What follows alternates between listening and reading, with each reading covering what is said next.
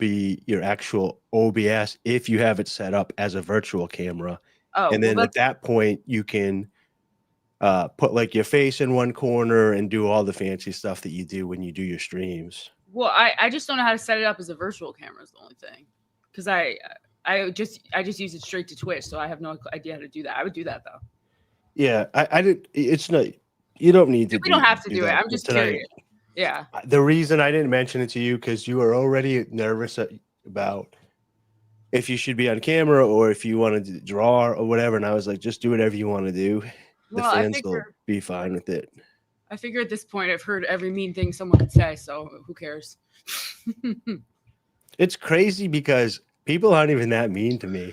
Well, if you have like mean things you want to say to Florida woman here, go ahead and super chat them. And we'll say your mean comments live on air. By the way, we're live. We're live. Yeah. Oh wait, I get the theme music. Everybody. Whoever hates me hates my Father also. They would not have been guilty of sin if I had not done among them the things that no one else. I cut it down. It's shorter. As it is, they have seen what I did, and they hate both me and my Father. What is this? They hated me for no reason at all. It's Jesus talking about him being a martyr and them just about getting ready to kill him.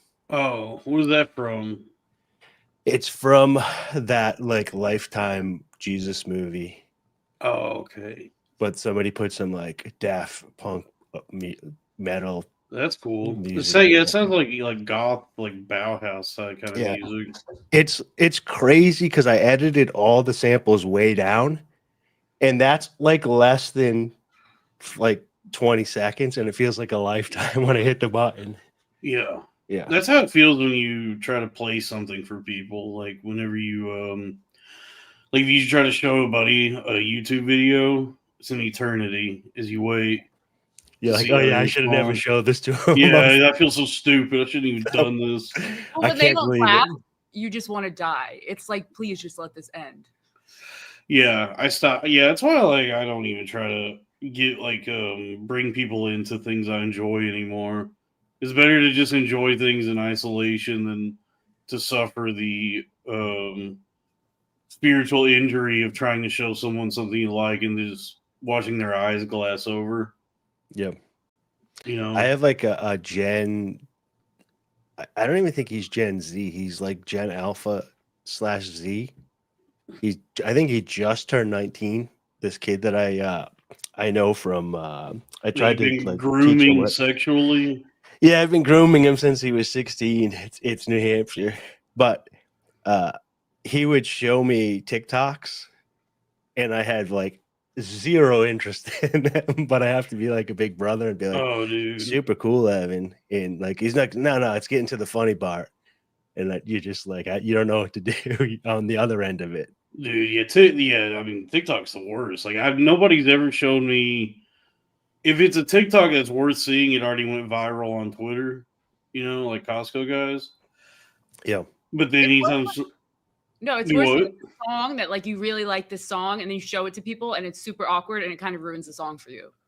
Like that happened with the Modest Mouse song and I can never listen to it again. It's too embarrassing. Which one? Dramamine. I loved it and I showed it to a bunch of people and they were like, this sucks. And I was like, okay, cool. And now I can't listen to it anymore. That would make me want to listen to it more, but maybe that's because I grew up in the. Do I look like? Hold on a second. I look like I got makeup on. No, right. No, I took it off. I had Touch My Appearance on. There we go. I'm supposed to be old and ugly. I didn't shave today. You look like incel Kratos. Thank you. Yeah, you look like a Kratos. No pussy getting ass Kratos, dude. I met a woman today, and I'll tell you right now, for the love of God, if this is the Righteous Live Chat or our chat catfishing me, I will literally hunt you down and kill you this time because this woman is really nice. She's responsive. She's kind. She immediately exchanged numbers. That's cool. We exchanged voice things. She's understanding. So if this is one of you catfishing me, I swear I will hunt you down and kill your whole bloodline. I've had that where I have the same mentality where I feel like it's too good to be true. Yeah. And then it's not, but then it's such a where it's like it's such a good situation that I can't accept that. And then I sabotage it myself. I won't do that. What I will do is if she truly ends up being real and not an Indian guy or not Broseph Smith fucking with me, I will go 100% all in, balls to the wall. And then she'll eventually realize that that's not what she actually wanted. She wants a chase. Wait, why don't you FaceTime her? That's like the best thing you could do to make sure. Yeah, we made plans tomorrow. I just had I just started talking to her today, and then I had stuff to do. We were sending voice memos back and forth, and I was like, tomorrow let's FaceTime and talk. So yeah. Oh, speaking of showing people songs, $20 from Michael Hall. We care a lot. Faith No More.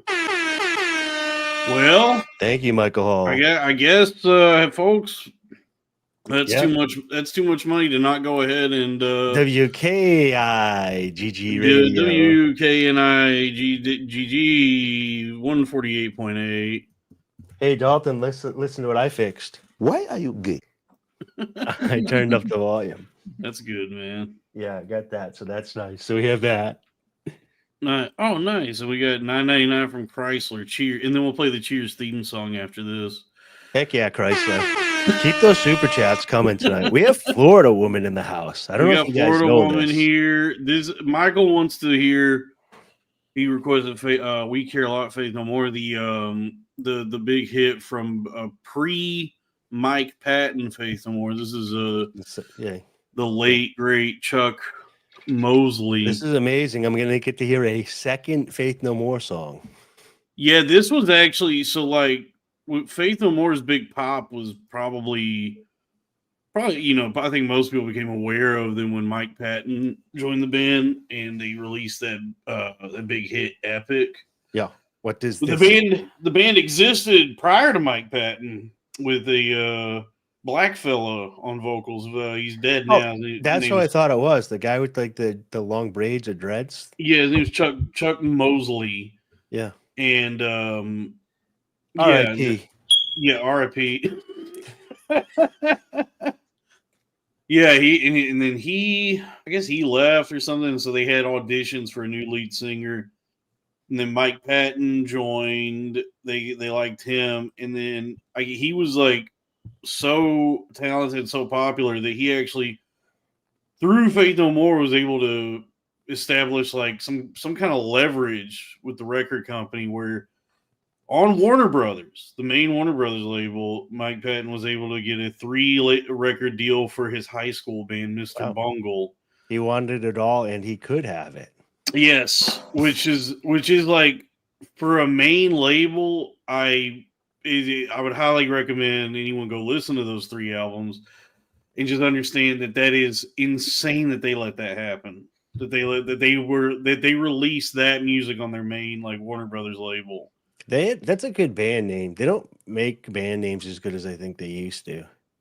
Or is it just me? Well, what do they have nowadays? 100 Gex, Knocked Loose, Mom Jeans, Turnstile. I mean, I guess so Little Goblin Fellow and Florida Woman are in the same place at the same time. Okay. Yeah. I thought Little Goblin Fellow might be Florida Woman's alternative account at one point. Yeah. But I hope I'm just typing her lurker account. Yeah. Yeah. But I hope everybody that's tuned in live right now. This is only for the live folks, because as soon as this is over and it's just up on YouTube, they are going to block the video, and I will have to cut this out because it's a full music video. Yeah, that's why you guys got to tune in on Saturday Night Live. We're going up against Shane Gillis tonight. I guess we are. Yeah, I guess like technically. Yeah, we're going against Saturday Night Live. Shane Gillis. We're going to take him down with Corn Fed tonight. with Florida woman. What's going on there? Like, when did he become the most famous guy on earth? Did you hear about this Shane Gillis? Yeah, I mean, he was always like a prominent guy in like the stand-up circle. And then I feel like I just wasn't paying attention. And then I looked around, and then when I looked back, he was like he had like broken through the stand-up thing. And now he's just like the most famous person that's ever lived. No. I mean, yes, but no. So I watched him unwrap, right, with McCusker. Right. And then he gets on SNL and he gets canceled. And then he wants to get on Rogan and Rogan won't have him. Then he bombs on Rogan. Then I think Louis C.K. reaches out to him, puts him under his wing. He goes back on Rogan, ends up crushing, becomes friends with Rogan. And I think like the rest has become like history. But yeah, I mean, I know all that. I mean, it just seems like he's like broken out of just like the online stand-up fans circuit, where it's like, you know, he's in commercials and he's on SNL, and then Owen Benjamin's been making a good point. He was like, as good, like as much as you want to love Shane for being funny or whatever, he's like, he's just doing like retard gay jokes, and he's just like celebrating beer and degeneracy and being dumb. So he's basically Homer Simpson. So like the media loves. It's funny that like, yeah, what Shane is like, if Danny McBride is too smart for you, there's Shane Gillis. Yeah. So Owen Benjamin's like, well, of course Shane is what everybody wants because it's the dumbing down of America. So it's like he's just getting rich. And there's a recent clip that went viral of Louis C.K. like berating Shane about money. And he's like, why are you charging your fans more and more money in the paywall and like all this stuff? And Shane did have a good argument. He's like, this is for Sean Gardini and Matt and his family and stuff. This isn't for me. But he's like, you don't have enough money with everything that's going on? He's like, the fans, the people that were here from you for day one, I did making $100K a month, and you can't just give the people that were here from day one free content. You know what's funny? I did actually pay for Louis' podcast that he did. He did like a handful of episodes of a podcast during the pandemic. Yeah. Where I think it was just like either a Zoom call or maybe just a phone call he had with his girlfriend at the time each week. And I do remember one of the episodes, he tells his French girlfriend, he tells her about Mr. Bungle. And she goes, what is Mr. Bungle? He was like, Mr. Bungle. It's like a band. And then I was like, Louis listening to Mr. Bungle? All right, so here we go. This is actually a good litmus test that we have Steph here tonight. Steph, do you know who Louis C.K. and Shane Gillis Masturbator. are? Okay, do you know who Shane Gillis is? I've seen his face, and I know he has a hot girlfriend. Yeah. Yeah. That's it. So That's he's not that. Do you know who Kevin Hart is?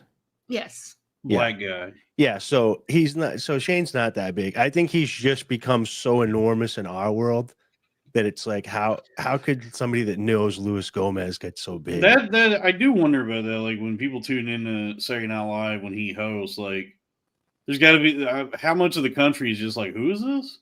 You know what's crazy? Everybody here is masturbated. Everybody here in the chat is masturbated. Nope. And you're like, oh, do you know Louis C.K.? And you're like, yeah, the masturbator. It's like, you know, the poor guy. You do it one time. Well, you do it one time in front of someone else. That's the problem. It sounds like it was like it was all consensual, from what I understand. Yeah, it's all it's dubious. Who knows? It was women are strong and powerful and independent. I don't think a man could ever outwit a woman, especially with a penis in his hand. Guys used to jerk off in front of me on the subway all the time when I lived in New York City. Yeah, sorry about that. I was going through some things at the time. I was thinking about that the other day with my look. I could probably go to New York City and just go to Goodwill and get some sweatpants and like just live free for a day in New York City, like masturbate in public and stuff. Yeah, people would just think I'm a crazy homeless guy. New York is a cool city to be autistic or homeless or both, because it's like there's always the trains. You know what I mean? So like, it's like the perfect dude. If I was autistic and homeless in New York, I'd be in heaven. I'd be like, oh, I get to live on the train. It's like, well, that's the dream come true. I lived near a institute, like a mental health institute, and it was all homeless, crazy people around there. And it was very close to Gramercy Park. It was weird. It was like rich people and crazy people. That is the craziest part about New York City, is there's very little cushion between like a CEO's brain and a crazy vigilante, a homeless person, and a billionaire. Yeah, it's pretty cool. It's like, yeah, it's like one of the few cities where there are no like real gated communities or separation of the classes. Like the separation exists just in I guess like the sociologically, the bank accounts and the numbers and all that, but as far as like geographically, dude, everybody's rubbing up against everybody. That's one thing I don't get though. Like, so when Keanu Reeves is on the subway, right? Yeah. And he's like, I'm the everyman. It's like, why would you risk it? Why would you risk getting on the subway? Well, it's New York just dangerous, right? No, not really, because like New York has this like this constant low grade, I don't know, like frenetic and anxious energy, and it kind of like quells like celebrity status where. No, I'm not saying like that. I'm just saying like for any human being to get on the train is dangerous. Oh no, it's not. Well, if you have the means not to be on the train? That's a very like sensational like news thing they do to make it like a spectacle on the news. Those instances of like what you see where something like crazy goes down on the train, I guess that can happen. That's very rare. Especially like if you're somebody like Keanu Reeves, he's probably hanging out in like nicer neighborhoods most of the time, like Upper West Side, and like maybe there's too many Michael Jackson impersonators. Yeah, where that happened, like there is like a separation of. There are like nicer areas where probably I'm sure the routes that Keanu Reeves is taking are pretty safe. But even when I was on trains that were like in worse, they really weren't that bad. Those, you just ignore those people. Like it was never anything that crazy. Yeah, I don't get fucked with. Typically, I think people are like scared of me in public, which is fine. I just wouldn't risk it. You never know what you're gonna get into. No, Dave, you're just gay. You're a bitch. The trains are fine. I'm not gay no more. I am delivered. Yeah, riding the train's awesome. In fact, sometimes it's like the best part of the day is just like vibing on the train, and then when you get to your stop, you go, oh, I gotta go do some bullshit now. But trains are cool, and I think there should be more trains. I wish there were more trains. I hate cars. I don't like driving, and I dream of a world of trains. We don't have any trains in New Hampshire, which is kind of crazy. Because I moved from Massachusetts, which was like all trains. You could take a train all the way up to Boston, or all the way over to Worcester, or all the way to New York City. And then once you get to Boston or New York City, you could take a train and across the whole country. Blame the auto industry, dude. The lobbying by the vehicle people. They don't want you to have trains. They want you to buy a car and be dependent on your little vehicle there. You guys probably, Dalton's just old enough, but Steph, I don't believe is. We were supposed to have flying cars by now and teleportation. I was allowed to, and jetpacks, dude. So they had Kendrick Lamar at the last Super Bowl, right? I just kind of spoiled it, but do you know who performed at the first Super Bowl?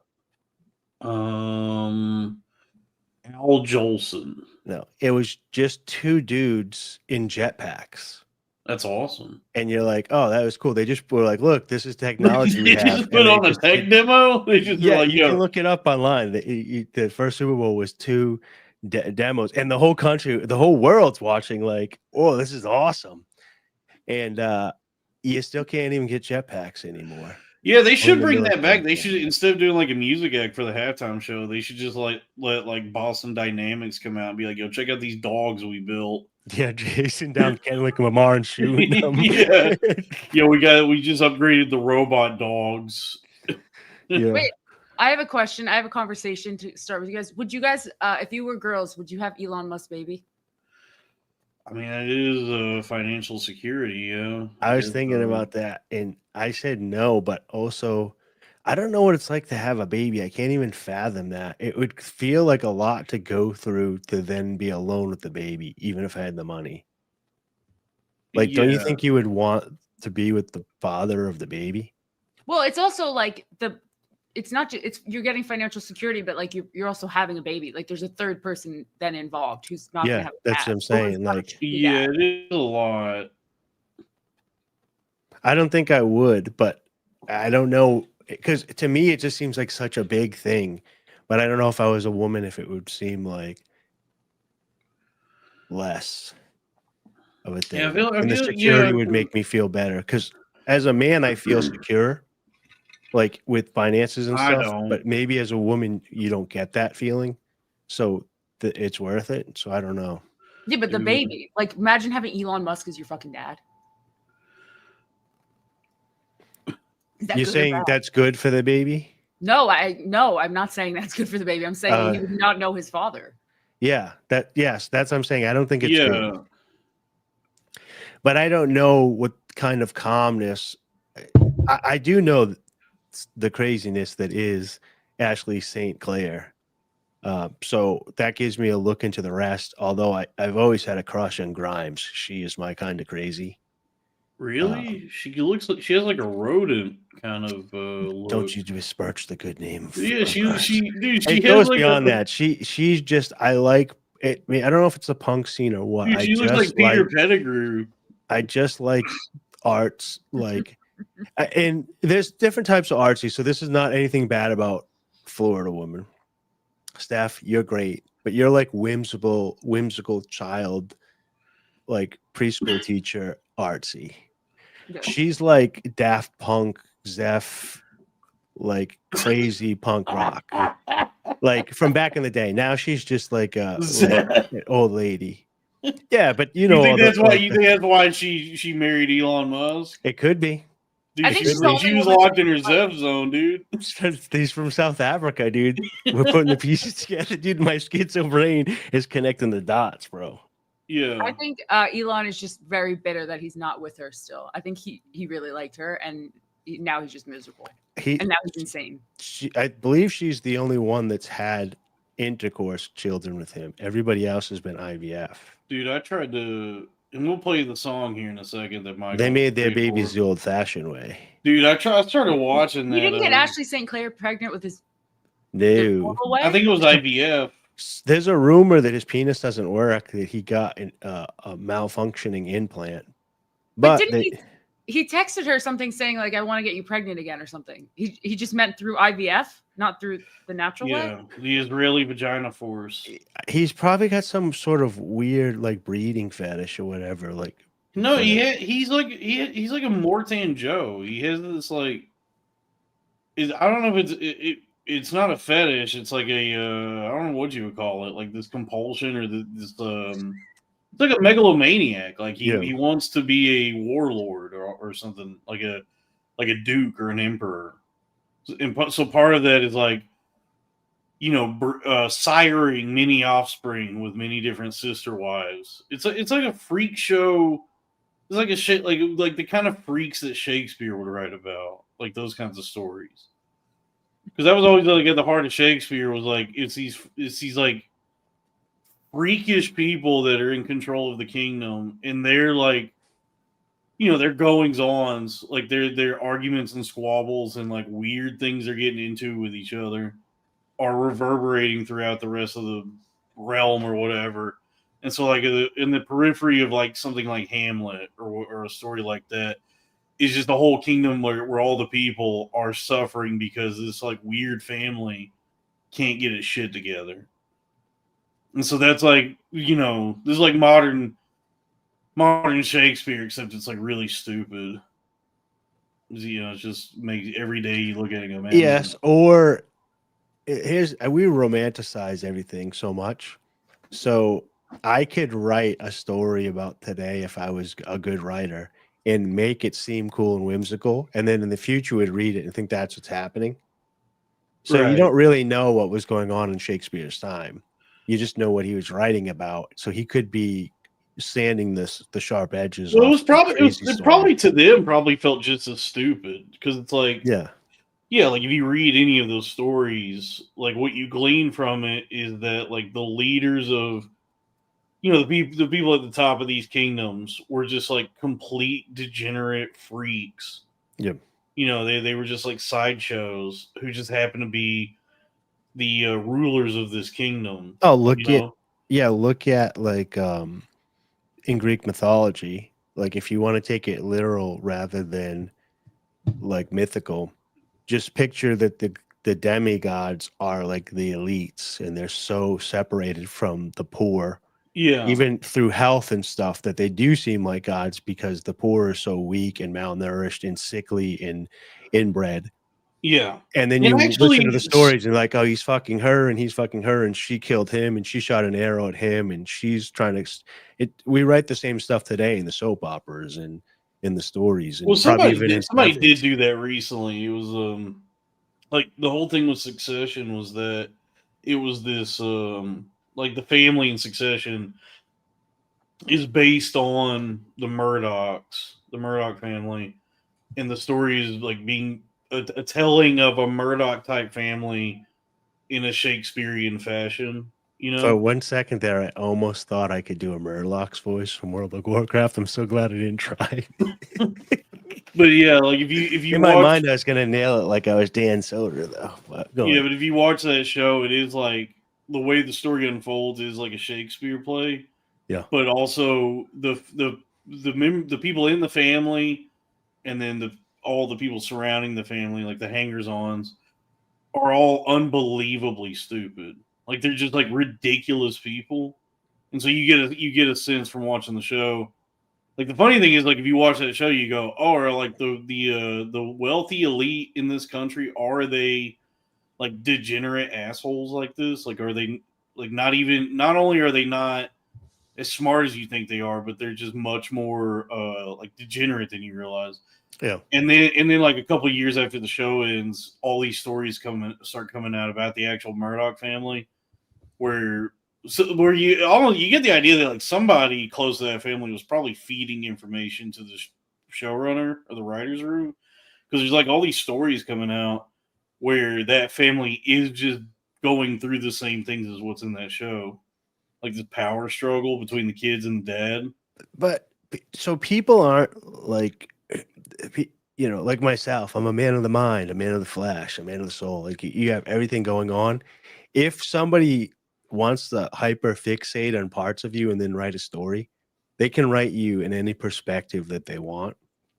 Like this podcast, what they could focus on some parts of your life, not. Same with Steph. Like if they went through her Twitter feed from when she started to now, they can just pick out all the stuff they wanted to frame her in one light, or they can pick all the other stuff to frame her in another light. Mm-hmm. Same with myself. So that's just how people see you. Like you'll get DMs from different people and they'll like describe you or what they think you are, and it's all totally different. Like people make up completely different stories about you according to what they want. Yeah. Well, sure. It's the way people there's many versions of ourselves that exist, and there's the version of me that exists as I perceive myself, and then the version that exists that's the perception of others, and then I guess it's sort of my existence as it brushes up against the existence of other people that shapes who forms the thing that is me, right? We learn this through watching Neon Genesis Evangelion, and then on top of that, it's what you want to show everybody too. Yeah, we all. Ben Stein tells us in The Mask that we all wear masks. Yeah, Is that the Does he quote that Japanese thing about the different masks that people wear? I don't know if that's what he I gotta get my blue blockers on. You got the blue blockers? Nice, dude. These are my other ones. The orange ones, like yours, give me a headache because everything turns orange. Dude, and I wanted to try to do these make everything look like how tonight, but I couldn't get it with the headset. But I wanted to do them, my lady, with my fedora. Yeah, that's actually. I couldn't figure out how to get a fedora and oh, there we go. Get my fedora and my headset on. Yeah, dude, I have the thick yellow blue blockers that make everything look like how Mexico looks in movies. Yeah, I had to get rid of those. I have those too. My glasses are. Look at that. Look at the oh, you got the Coke bottle? Are those prescriptions? Yeah, I'm like legally blind. Like if you see the difference of where my face is and like the distortion, it's crazy. I'm very blind, man. So you never answered. We just assumed that you would not have Elon's baby. Oh, I wouldn't because there's a baby involved, and I feel like that would be fucked up for the baby. Yeah. So I couldn't do that like with a good conscience. I also think he's a bad dad. I like with his kids that are alive. I don't think he treats them good. So yeah. It's like that for anything. You can't be like when they're like you can have it all. Like you could be a businesswoman and a good mom, and it's like you can't. You can't be. You can either be a good businessman and an okay dad, or you could be a great dad and an okay businessman. Especially when you have billions like him. He could just drop everything and be with his kids more. Yeah. But like, regardless of your view on the woke stuff, whatever, I think that publicly trashing your kid as like a grown man is fucking crazy. Like, I think he does things that I'm just like, whoa, that's like really bad. You know what I mean? About the kid that's transitioning.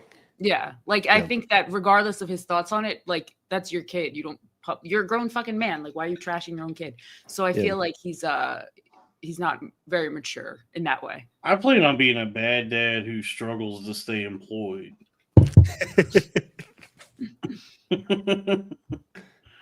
That's what, yeah. Hold on. Yo, so Michael requested. Oh yeah. Let's get back to WKNIGG. The Nig.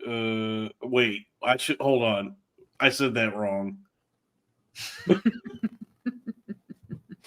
Anyways, we are racist. Nick. My favorite part about that clip is Crack Amico is in there, and you can hear him going, "Oh!" Like, yeah, I just realized that if you say the first half of the N word and then go, you just said the whole N word. So, whoops. That's my biggest fear on Twitch is that someone's gonna like trick me into saying it.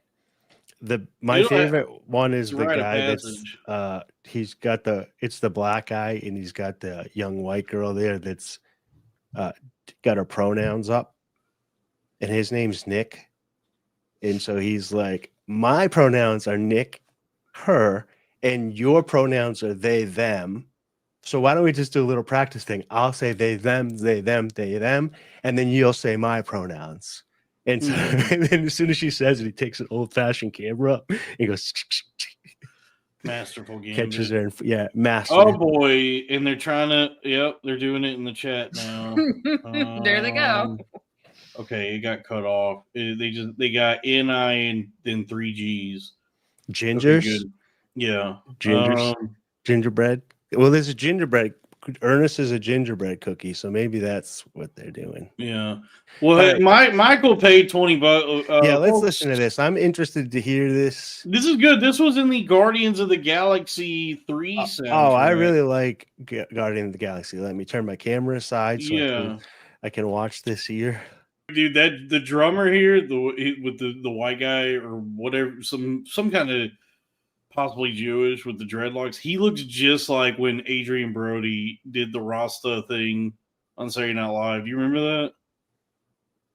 No. Oh, you don't really? Yeah, Adrian Brody years and years ago hosted Saturday Night Live, and inexplicably when he brought up the band at one point, he put on like dreads, like braid, like black guy hair. and did like a yeah man, we're gonna blah blah blah cloud buddy boy. He did like a whole thing, and I think he's not been asked back since then.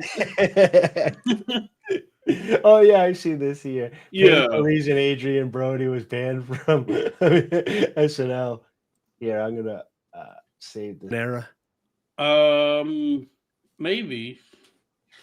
I feel like people used to just dress crazy. Yeah, cross-dressing. Actually, yeah, because cross-dressing precedes hair bands. Like the guy that just died, the New York Dolls guy. I mean, he was dressing up like a lady in the 70s.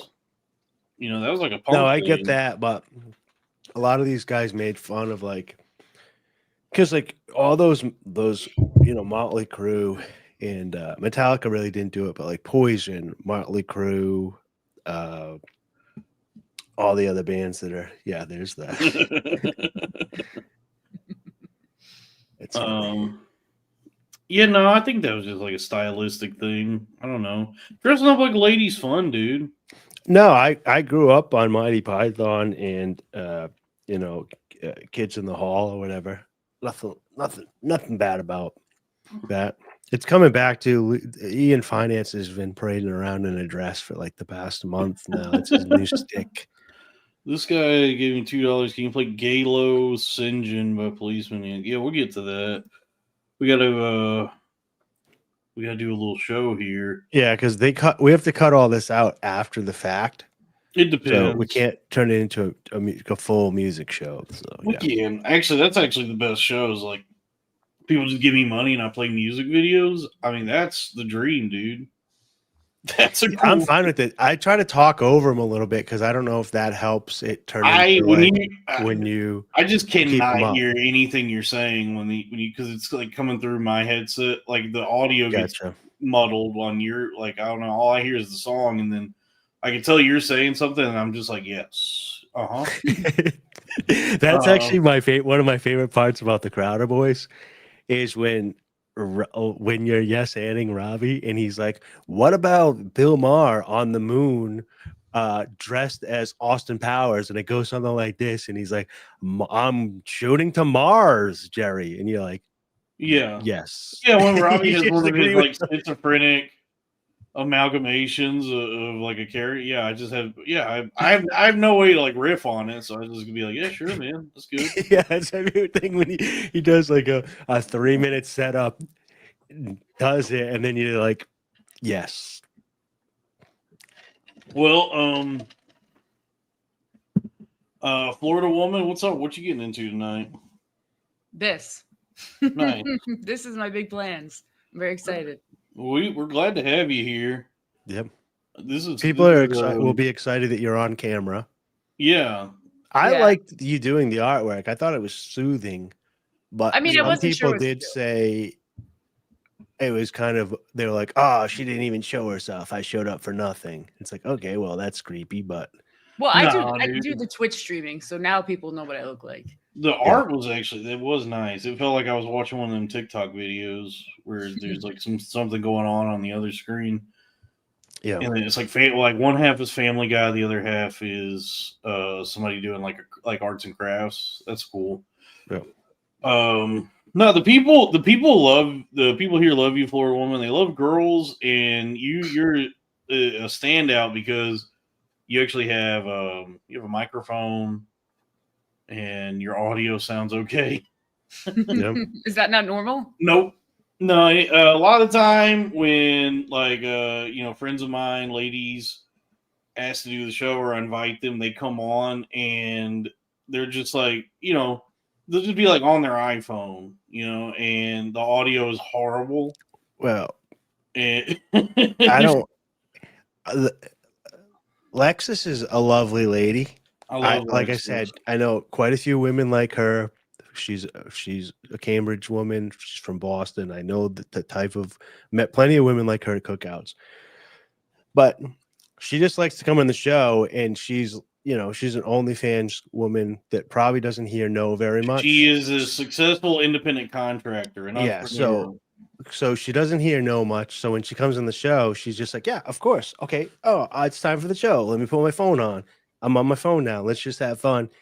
And when it's her and Sal going, it's just chaos. Oh yeah, that is get just... into like, you know, their brains together and you're trying to hold on, it just turns into chaos. I feel like I'm like at a frat party where I feel burnt out. Minutes. I feel like stuff like those kinds of not just a podcast, just any interaction I've ever had like that, where that personality type, like when I get done and I'm just like going home, I'm like, man, I feel like I just sparred. Like I feel exhausted. Well, I did that Here to Help podcast, and it's more of like go zip zap zop for an hour, and then it's a hard out in an hour. And when after an hour, I was beat because you have to come up. Like when you watch, Come Town was like lower, but if you watch like Lemon Party Ever, all three of them just going nonstop, riff. When you're done listening to the show after an hour, you're exhausted. Right. So they just must be beat. Well, I know for Twitch, it's talking to yourself basically for 3 hours. Like, and you have to have so much energy. It's not to yourself, you're talking to the chat, but you have to like fill the lulls. And at the end, you're so tired. I did not realize how tired it is to just like talk for 3 hours. That's why here I'm like, I speak when I'm spoken to. Yeah, that's why Kai Cenat works harder than anyone in America right now. You must be tired. You must be very tired. Shout out to Kai. We love you, Kai. Come on the show, Kai. Friend of the show. Yeah, Kai Cenat, come on the show. Show us your ungodly veneers. I saw you comment that. I can't tell. Oh, you don't notice it, dude? Everybody be getting veneers now. Like everybody's teeth look not like me. I don't have any teeth. I got mine knocked out in an accident. I didn't even put them back in. Who gives a fuck? Nice. I have a crooked tooth because my wisdom teeth came in. It moved my teeth, so now I have a crooked, like a snaggle tooth. That's much more. That possesses much more character, and it's actually much more attractive than this thing people are doing now, where they get like perfect veneer teeth, like where it's like this uncanny thing that happens where they get like perfect teeth. Yep. And so when they like smile and they open their mouths, it looks like like Jim Carrey in the mask. Yeah, Tom Brady got it too. That's the ones I noticed. Yeah, because he's like, "Hi everybody, how you doing?" Yeah, and it's like, "Oh no, your teeth are too big now, Tom." Yeah, grills are cool. Like if somebody gets a grill, it's like that's Kanye's awesome. Yeah, like Kanye's Super Bowl commercial. Yeah, like I miss that. I miss like when people would come into like new money, they go to Houston and go like Johnny Dang and get a grill. That's awesome. But getting veneers is just it looks so unsettling to me. I love how many strippers have braces. I love that they get like the stripper money and they immediately get braces. I think it's so cute. I think it's so endearing. So here's the thing. Some of them keep them for years because there's a lot of guys that feel like that too. No, I know. But there are ones that like, they're not clearly not trying to do like the little girl thing. They're like do full grown adults. It doesn't matter if they're trying to do it or not. You know what people like about you, Steph? One thing that I like about you, I'll say, and I think a lot of people find this endearing, is most women lie for other women about female tendencies that females do. So like guys will be like, women get braces so they can look like children so men are attracted to them. Like they don't do that. They do them for themselves and whatever. And you're like, you're just honest. You're like, yes, of course women get braces. Of course they do. Yeah. When I was a teenager, so like around the time I was that we were getting faster internet, I was able to start plumbing the depths of pornography. I discovered a porn I'm star. so lucky that I didn't train my brain like that. I discovered a porn star at the time, and I've remained a fan to this day. She's been with me for many years now. But when I discovered her at the time, this is Dana D'Armond I'm talking about, folks. The internet's girlfriend. She used to be her moniker. I don't know what she is now because she's like in her 40s now. Yeah. So she's doing like a whole MILF thing now. But dude, at the time she had braces, and it definitely it was it was like a big deal. It was like, oh, she's one of the she's got one of the porn stars with the braces. This is awesome. I think the prettiest porn star is Riley Reid. I think she's so pretty. I love her. She's a cutie. Is she the She's got the Japanese. She's the one that got married in public.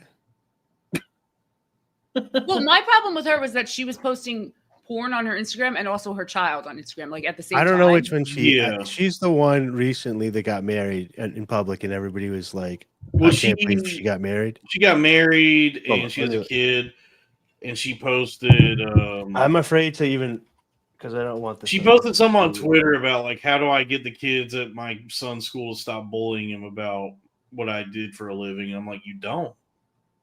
That's not gonna stop. I didn't. Yeah, so I didn't. I must have been off the internet at the. No, Riley Reid was she's a big cute. Deal for a while, I think she's cute. She's a cutie. I just think she's very pretty. Like she's got like the Japanese lettering on her back. She got like the Oh, I know who this is because I've seen her sing a rap song. Yeah. That's how I know this woman. People tell me to do that rap song, and she uses all the words. Yeah. It's funny how the world that I live in of degeneracy. Yeah. But I do remember it was like devastating for a lot of guys when Dana DeArmond got them braces taken off. It was like, oh no, what? Her teeth. Why her teeth got to get straight? Why her teeth got to get? I mean, we've been coming here for the braces. So I got a question for you guys, which is interesting. Yeah. So in Japan now, they've supposedly isolated the enzyme that your body releases when you're a child to regrow a second pair of teeth. Okay. And then your body makes that into adulthood. So they're making shark people in Japan?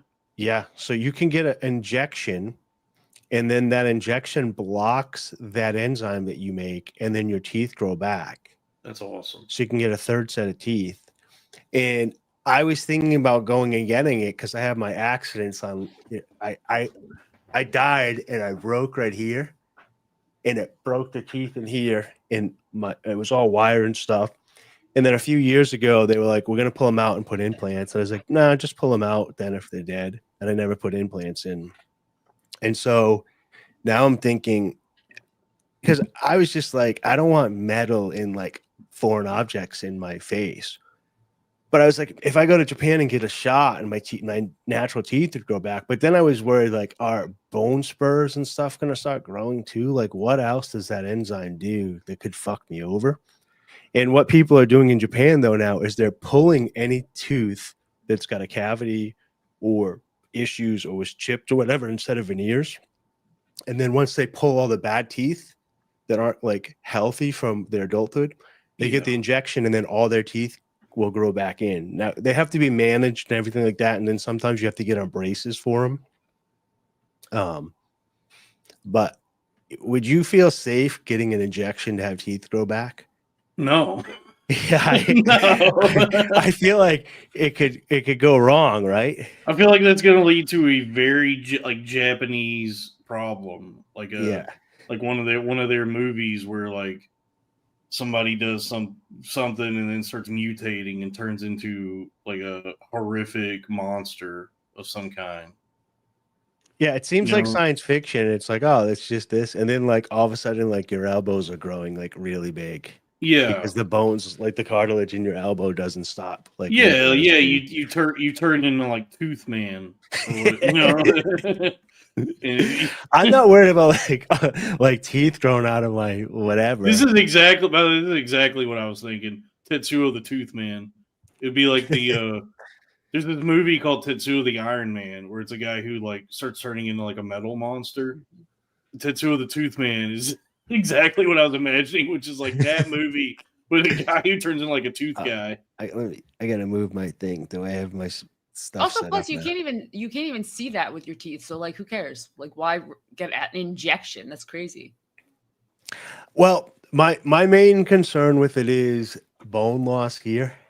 So I did have a cadaver graft where they put some bone into my jaw, and then that cadaver bone grew with my bone. Oh man, so you have haunted teeth. Yeah, I have dead guys' bones in my mouth. Yeah, dude. But they become mine now. They become mine. I was like, look, like radio signals from the spirit world. Yeah. Oh, I think it's a black person's because I have an extra bone now.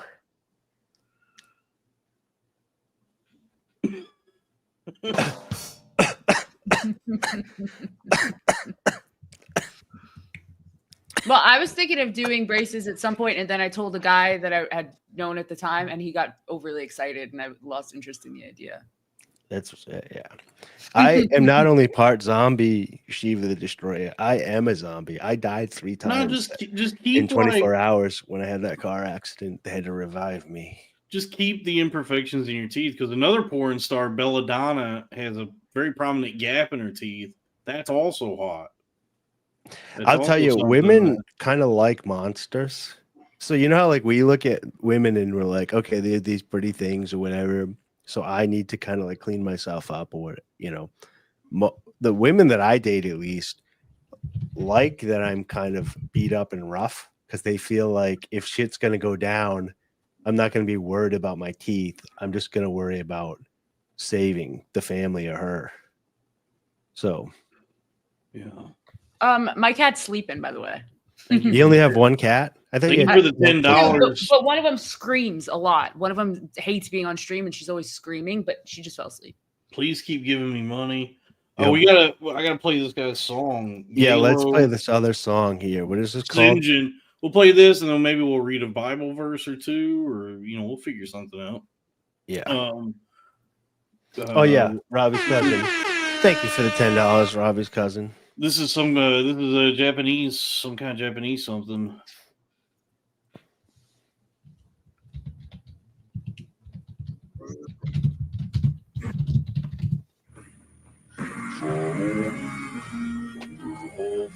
Hayaki.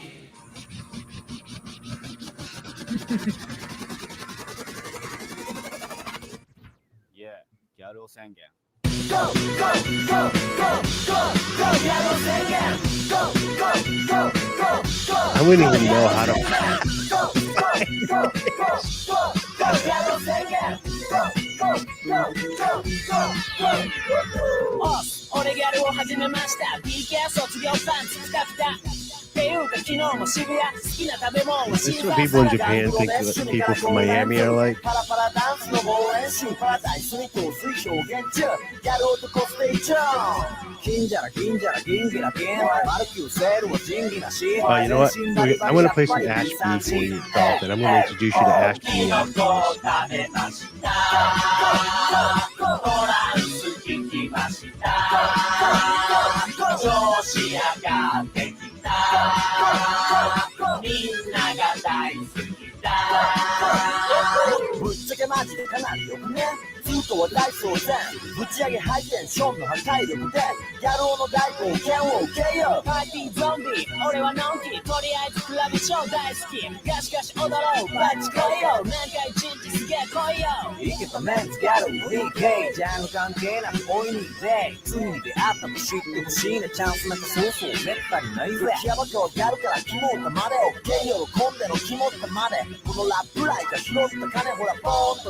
It gotta be Korean. It's just kind of like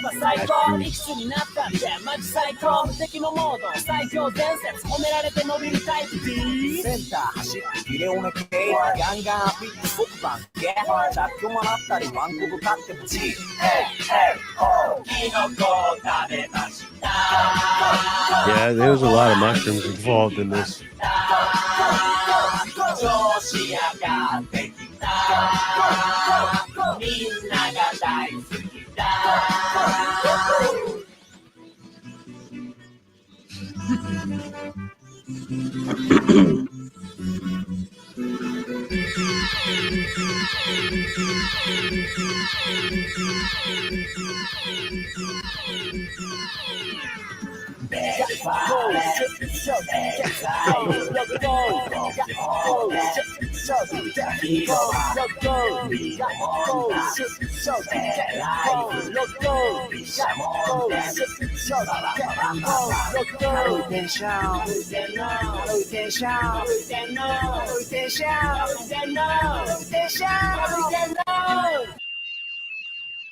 Whoa.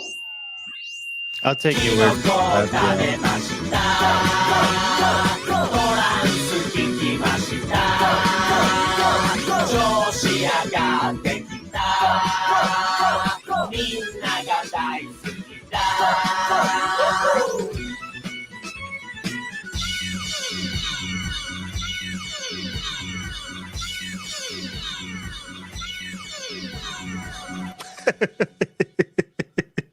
Wow. I love that you don't know about anime, Dave. I think it's very endearing. I know about anime, but this is not like anime. This is like if I drew anime. It's like horribly drawn anime, like horribly drawn Dragon Ball Z style. Yeah, it's very but crude. It's still, like, I think that's what they think like people in Miami look like. It's all what's his face, that cartoon Johnny Bravo. They think everybody looks like Johnny Bravo, but they can't draw him properly. Yeah, Well, it's like when you go to the mall and you see like gangster Naruto printed on shirts. I gotta not. We don't have to play it right away, but I'm gonna put a song in private chat, Dalton. Okay. And I'm gonna introduce you. Do you know who Ash B is? No. You're gonna love Ash B. Ashby. Ashby. I know Applebee's. She's a Korean pop star. This is not the song that I listen to all the time, but like, but this is her most popular song. So it's most popular for a reason. Proverbs 23:22. Hearken unto thy father that begat thee, and despise not thy mother when she is old. Folks, we got to take care of our elderly. You know, because a time. Shout out to the elderly. Shout out to the elderly, dude. Yeah. Time is a relentless march, you know, and you know, I can't recommend the movie The Beekeeper enough. The Beekeeper 2 supposedly coming out. I can't wait, dude. Dude, The Beekeeper is like one of the few movies I've seen that where the like central to the plot is like a consideration for the elderly. I was gonna watch it, and then Ryan Long gave a review on the Boys Cast and talked me out of it. So I'm disappointed with Ryan Long now. It's awesome, dude. It's like, you know, in the way that like John Wick escalates from like the death of a dog. Yeah. The Beekeeper escalates in a similar fashion because of like a old lady, something happening to an elderly woman. Do you guys see any of those romance scams, like the stories on YouTube where they're like, "I'm in love with Johnny Depp," and they give him like $500,000? Yeah. Because the Beekeeper does this like really cool thing where it's an action movie that also unravels as like a broader conspiracy. So it's like the movie like the drive, like the drive. What's the term they use? The driving action of the movie, or like what sets the course of events in place, is that the Jason Statham's character lives. He lives with an old lady, like he's renting a space from her, and an actual elderly lady, not his old lady, like he's in the game. Right. No, it's just a nice old lady that's like letting him rent out space, and he's actually he's taking care of bees, you know, and she gives her honey. And they have like a friendship, like akin to like a mother and son, but this found sort of relationship. These two people who know each other, you know, and they care about each other. And then like one day she's on her computer and she gets one of those pop-ups. It's like, oh, you're, you know, something happened with one of your accounts. We did. We went over this maybe I'm having a fever dream because I think we went over this last week when I went to see it. That literal scam happened to my mom, and she almost gave one of them like all of my inheritance for my grandma. Yeah, I have talked about the bee. I just really love the Beekeeper. But yeah, it's cool. It's cool that like where it goes from there. Because I mean, in real life, that he would have to go to India. Yeah. To yeah. He gets or scammed. Nigeria. She gets scammed, and he's like, "Where do I find the people who did this?" Oh, you gotta go to India. You gotta go to New Delhi, dude. Plane ticket. He's getting off of like some sort of motorized rickshaw, and he's getting colored paint thrown at him. Colored dust. Yeah, but in the Beekeeper, he's just able to go to like an office building in Boston. Yeah, so he tracks it down, and then it escalates there to like this broader, more encompassing conspiracy. And so that I love that movie. But it is like, it's an interesting, because, the elderly in this country are just, kind of cast aside. Like, we don't pay, we're obsessed with youth, right? So it's like, really, the only time you matter is between the ages of like 14 and 27, probably. Yeah, I turned 30 in 2 weeks. Yeah, and I'm already too old for that.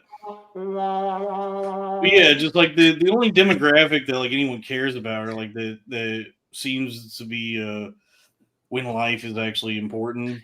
Actually, like when you're a teenager, up through probably like when you can rent a car. I turned 50 in 4 weeks, so you're gonna be all right, Steph. Yeah, I was laughing earlier about because Steph was saying there's these old people like boomers that get tricked, like it's like Keanu Reeves like head superimposed on like somebody in like a hospital bed, and like they're tricking women into thinking that they're like Keanu Reeves is really falling in love with them, and like, these women are so secure in themselves that they think Keanu Reeves is falling in love with them, and me and Dalton have actual like fours messing us like. No, 4 like that would love me. But it's so crazy to me. Like, what is the delusion? Like, if I wouldn't even trust if some super hot guy messaged me, let alone fucking Brad Pitt or like. That's what I'm saying. Like, I'm talking to a very average woman, and I don't think it's real. I think it's somebody messing with me online. And these people think Brad Pitt in a hospital bed wants this 85-year-old lady to send their money to a Dubai phone number. I think like our perspective on like just people in general is formed based on like yourself and the people you tend to interact with. So like if you're of a certain mental capacity and just like whatever your circle of people probably are like decently bright folks, Yeah. But then I have learned working phone sales and talking to large swaths of the country that most people are like invalid, like they're too stupid to function. Yeah. And so there probably is like a significant percentage of the population that would believe that if they start receiving DMs from someone who's like seeing them pictures where it's like Brad Pitt in the hospital, they probably would believe it. They'd probably be like, "Oh, this is crazy." I mean, yeah, of course I'll help you, Brad Pitt. I just think that like, I mean, yes, like there's a lot of women out there, but like it just like some of it is like the women have become so delusional about how like how much worth they have online, because there's like all these Indian men, but also a lot of bots and simps and all this stuff, and like I'm one of them, dude. So like they're like really inflated. So like there's these people now that think these celebrities are into them, and guys are so deflated that even the average woman, you're like, she couldn't possibly be getting back to me that soon. It hasn't been 4 days yet. I can't believe she's texting me back already. Yeah, man. I guess it depends. It depends on the person. I saw one that was like my age, and she believed Chris Brown was messaging her, and it was like. And she was like normal mental capacity. Like she seemed pretty normal. But that's what I'm saying. Like she's like women have become delusional because they're like, well, I'm going to obviously marry a millionaire who's 6 feet tall, who's got a yacht and all this stuff. And like when not everybody, like there's a lot of women still with their feet on the ground, but most of them are already in relationships. I'm saying there's a lot of people that are delusional. They go online and they don't realize that they're looking for 0.001% of the population. Yeah. And they're so delusional that like we're saying, Chris Brown's messaging me. This makes perfect sense that a multimillionaire rapper would fall for me because I'm so great. It finally came true. All these suckers can eat it. But guys are the reason for this because they like pump and dump girls that they have. Like a super Chad will hook up with a girl that's just average, and he'll make her think that that's who she's going to end up with. So really, it's a cycle. I think that's a very small portion of men that are able to do that. That ladies are all sharing. Yeah, but guys. Yes, Leo DiCaprio is going to continue to fuck women and dump them. Like I think women are beautiful. Trust me, me and Dalton wish that wasn't happening, but we can't do anything about it. Yeah. No, but I'm just saying that's what causes that, because if you have those guys messaging you just for hooking up, you don't realize that they wouldn't actually date you, you know? Yeah. Yes. Dave, I think your perception might be a little skewed too, because if you're basing this around like things you see on the internet, no, I have the exact opposite. One of the reasons I grew the beard is to find women that are like nice, distract from your missing teeth. Yeah. No, I got the teeth. I got the teeth pulled out afterwards. But oh yeah, I had the beard. I had the beard first and then had the teeth out. But like, now I can't even remember when I say that. Well, look, I think women are radiant and gorgeous and smart, and they can do math. I know what I was going to say. So Ari Severe has this story of like what broke him too.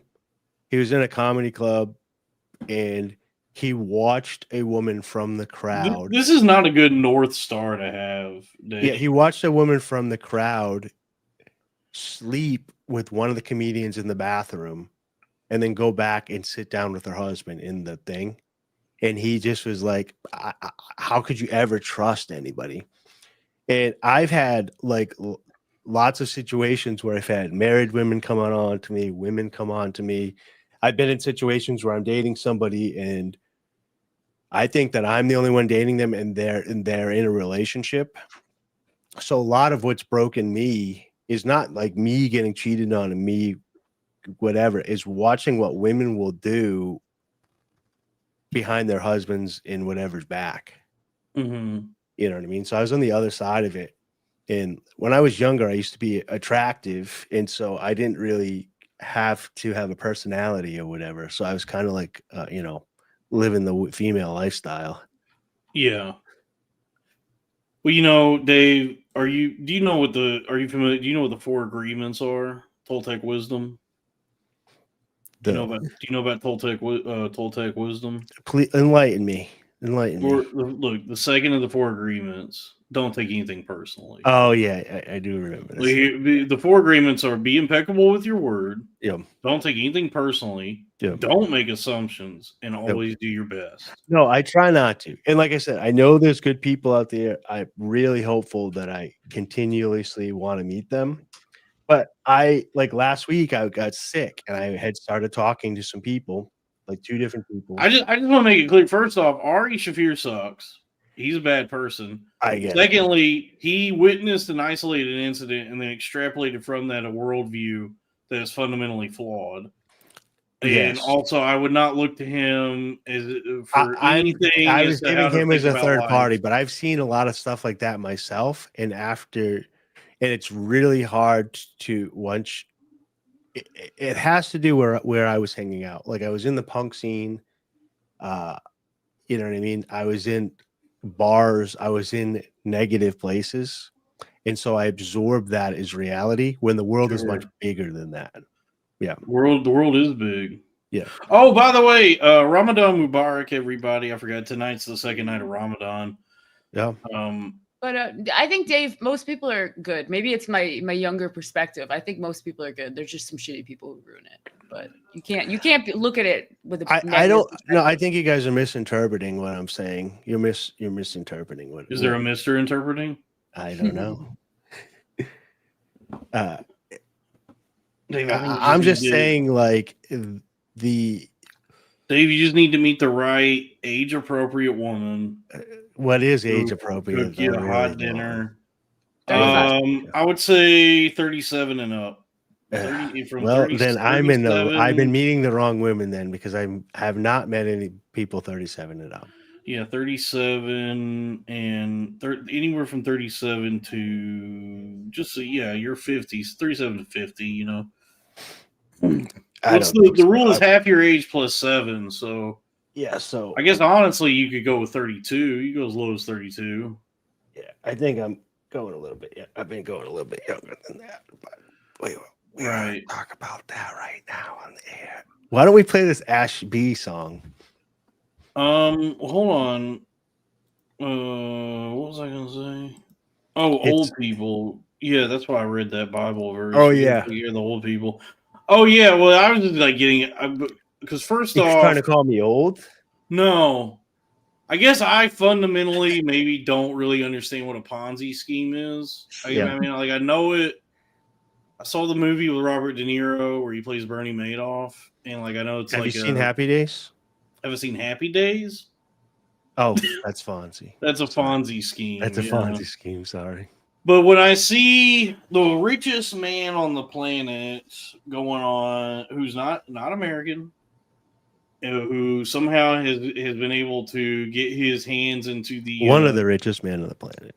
Yeah, I get he might not be as rich. There's probably like some Saudi oil. He's the one that the media wants you to think is the richest. Exactly. Yeah, like, he's very wealthy. Putin's got to be. He goes on Rogan, and this is the guy who is being given access to like the federal budget for some reason. Like he's able to go rooting around the tax dollars, and just I guess like just based on the way he feels or his vibe, make these decisions, start making like financial decisions with seemingly no government oversight.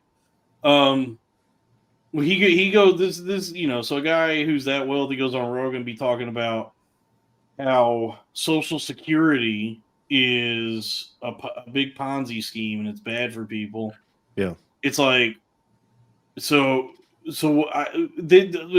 over the course of my life, I've seen it where more and more like older people are not able to retire. Like, they have to go get the Walmart greeter job, or go back into go get some like a low wage job just to survive into their 60s and 70s, and just work until they drop dead. Well, Keynesian economics in general is a Ponzi scheme, and within that, the Social Security was a Ponzi scheme.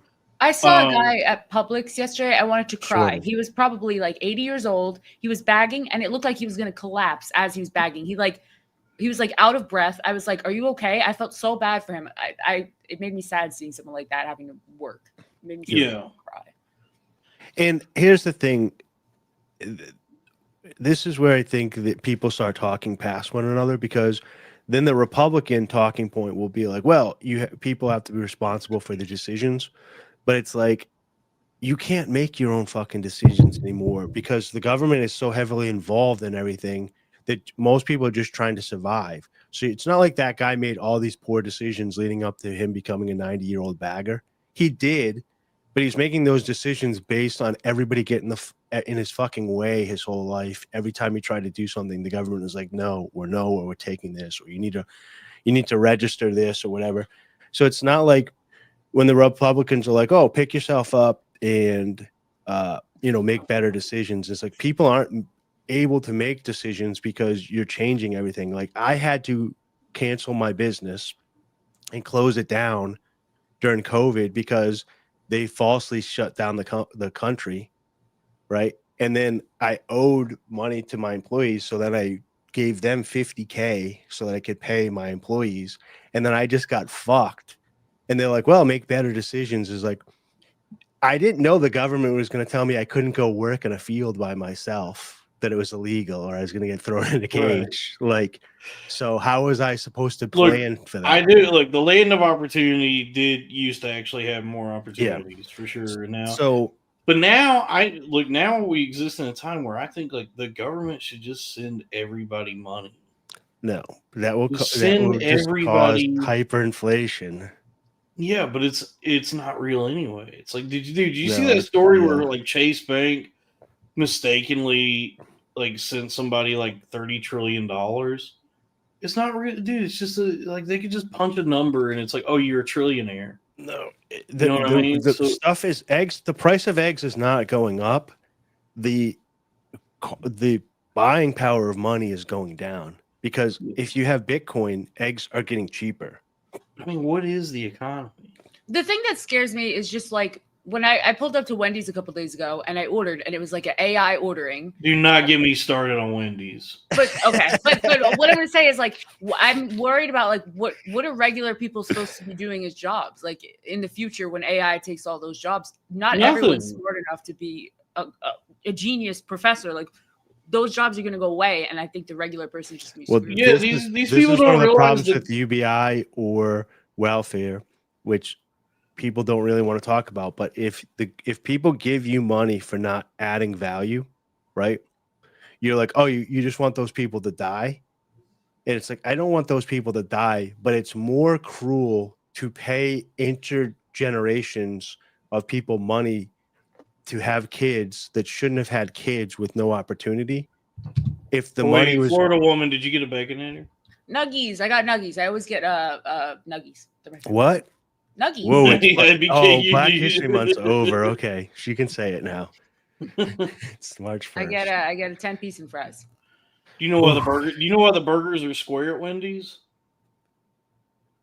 Because the cows are square. Because they don't cut corners. Got them. Well, they do because now they use AI order. That's why the Wendy's is not. By the way, the Wendy's as it exists today is not what Dave Thomas envisioned for the restaurant. Or Wendy. Or Wendy. Yeah, this is not part of Dave Thomas's vision.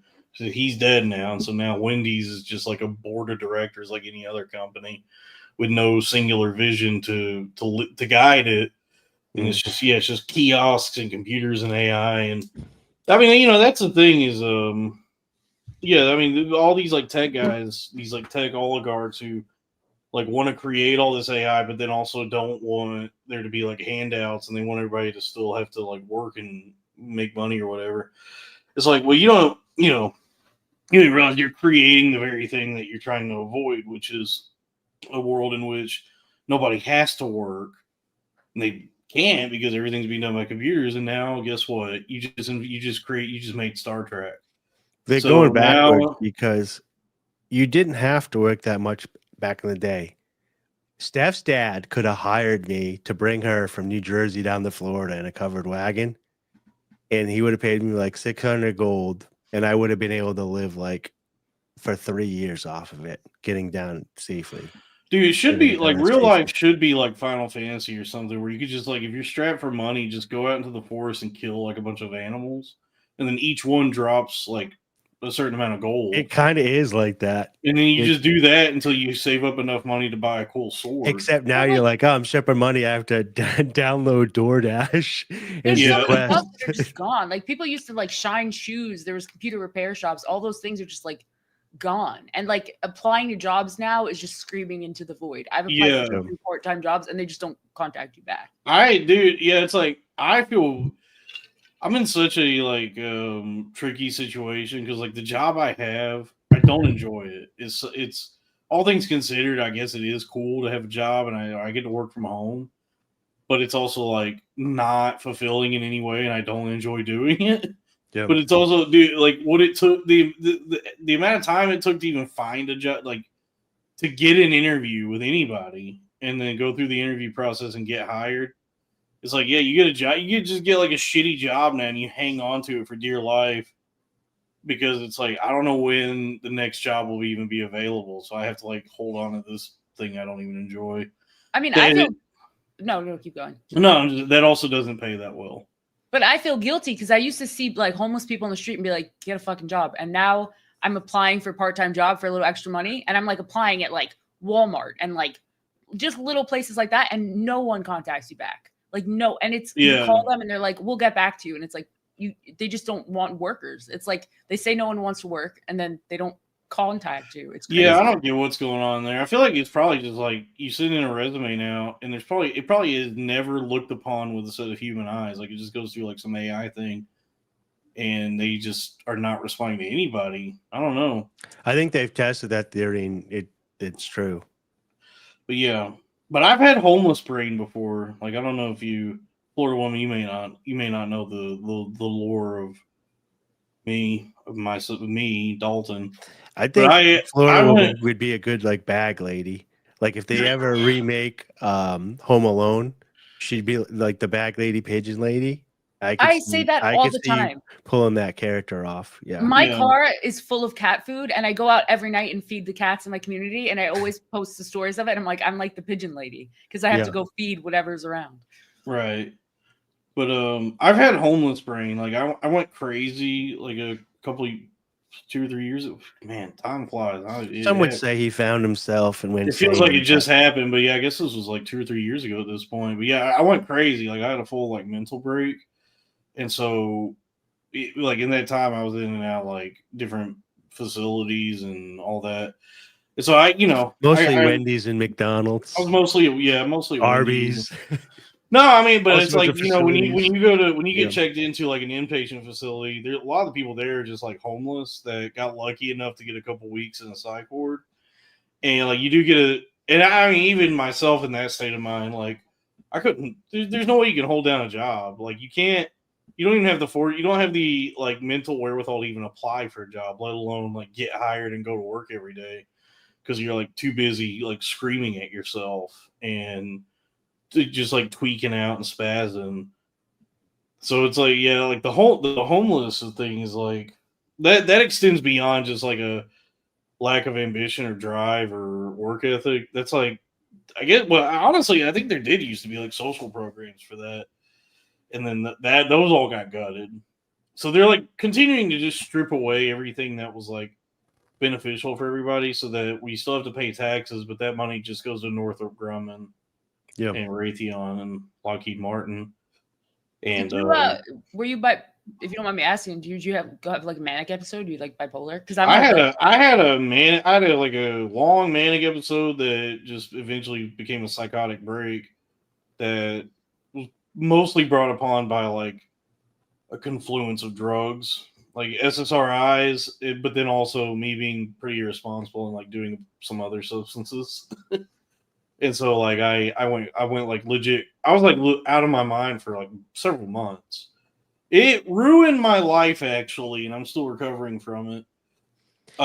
So you know that your mind can't tell the difference between real stories and the stories you tell yourself. Right. So that's kind of like how you get in the break. But when you do therapy and I mean, it'll take time to whatever, but the more you dwell on the fact that you're like that time in your life, the longer it takes like to recover. It's not that you shouldn't like go through it and emotionally digest it or whatever, but if you keep reliving those stories, you'll change them and you'll make them worse and worse and worse. And if you keep saying I destroyed my life, then you will eventually. You'll be like, then that story will destroy your life. I mean, I don't see that it destroyed your life. I think you like, I don't know what you're up to. No, meme points good to me. Life. Everybody likes Dalton. He's the lovable Midwest guy. It was a significant setback. Yeah, agreed. But sometimes you need that setback because, like we've talked about this before. Like, look at Justin Bieber right now. Like, he had no setbacks, and then now he's going back and picking up the pieces of everything he ignored along the way. He probably got raped. You're getting to build your foundation on rocks and stone now instead of sand. But okay, so in defense of Dalton though, I had to start taking medicine for a problem I had, and it's very hard not to like be bitter about the time that you lost. Oh, I lost same thing happened to me. A lot of it was CTE and depression with my car accident, and I probably lost a decade. And then I felt like way behind, and I had to play catch up. And then you can't sleep, and you get anxiety, and you got to deal with all this stuff. And as soon as you just like take a deep breath, and you're like, you know, this is a Christian show. It's like, well, this is the plan.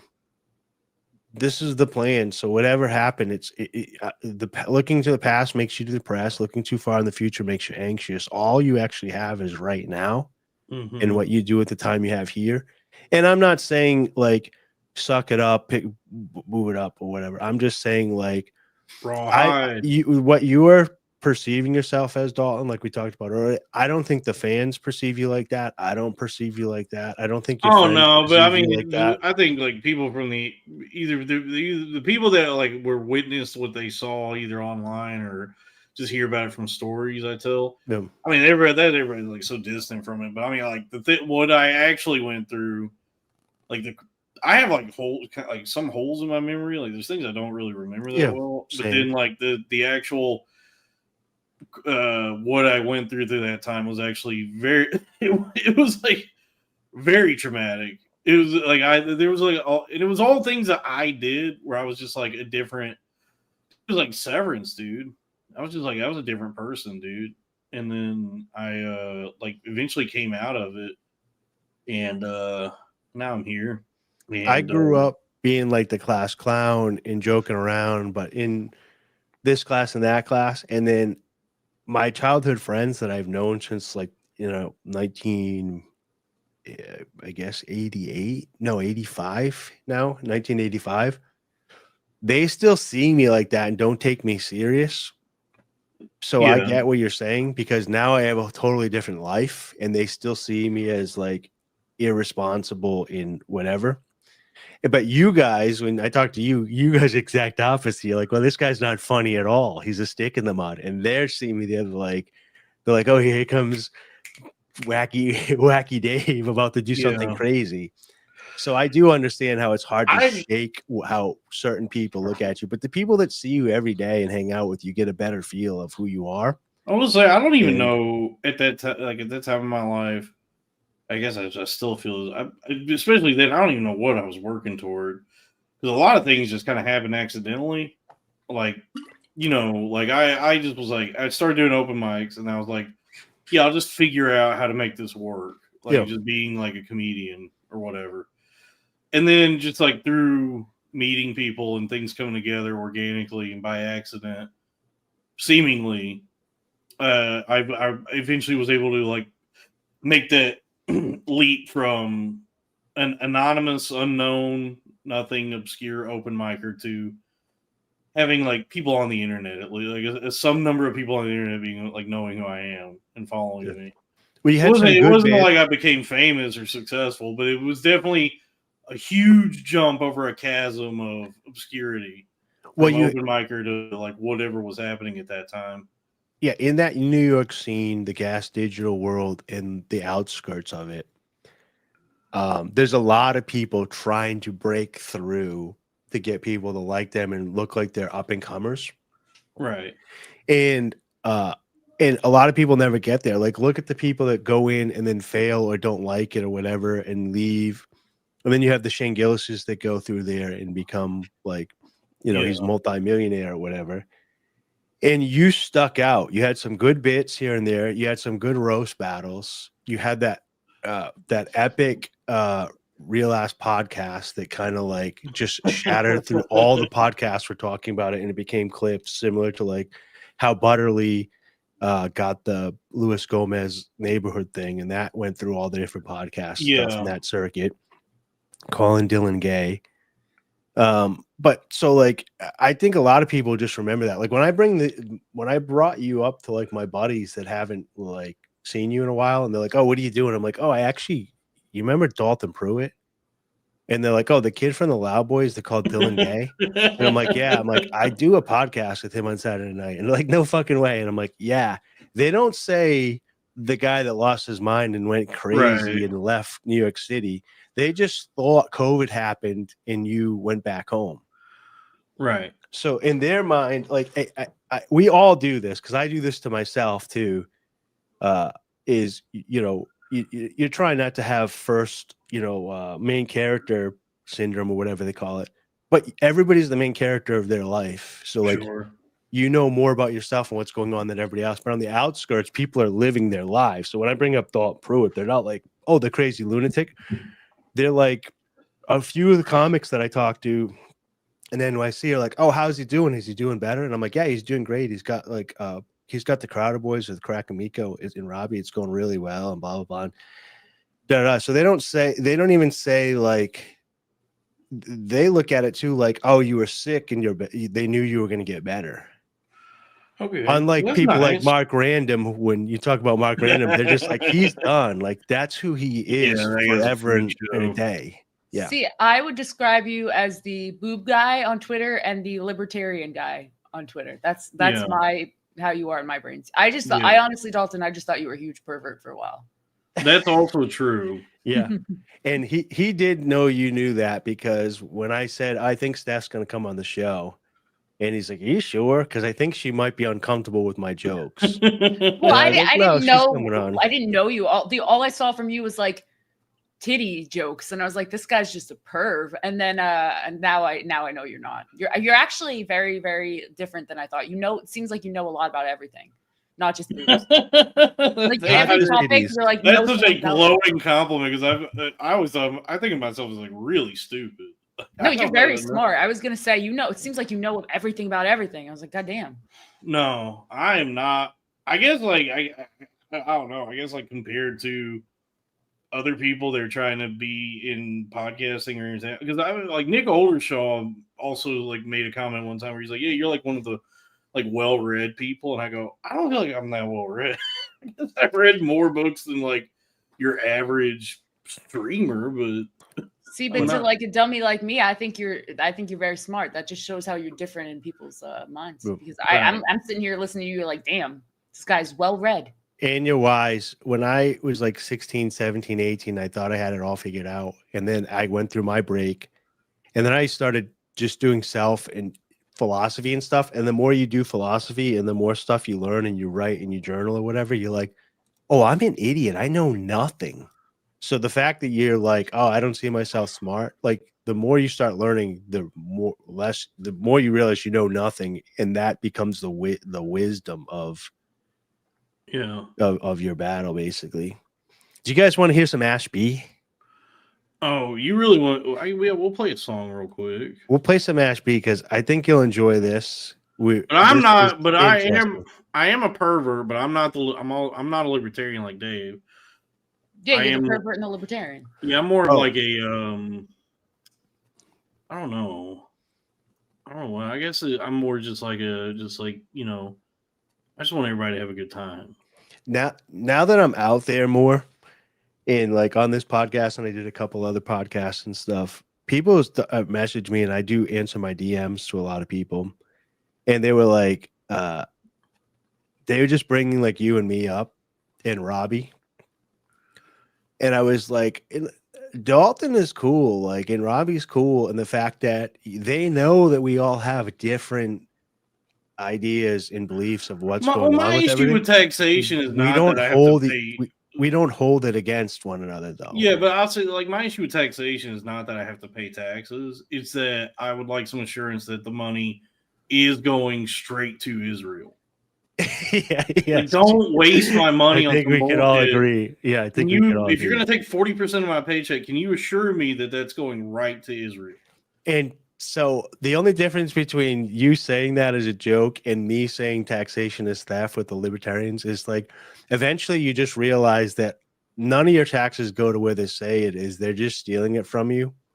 And even if it does go somewhere else, they take it from you. They put a bunch of it in their pocket, and then they give the scraps to where it's going.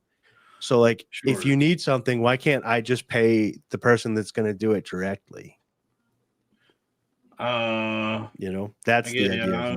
We'll play this song first. I just wanted to. You're gonna like this, Dalton. This song. Shout out to Israel. And it also might make you horny, so be careful. No, I'm not. Today is a not horny day. I don't know. You haven't seen Ash B yet. No, I got my ass kicked at work, and I'm just like depleted. So no, this is Korean. Okay, I'm horny.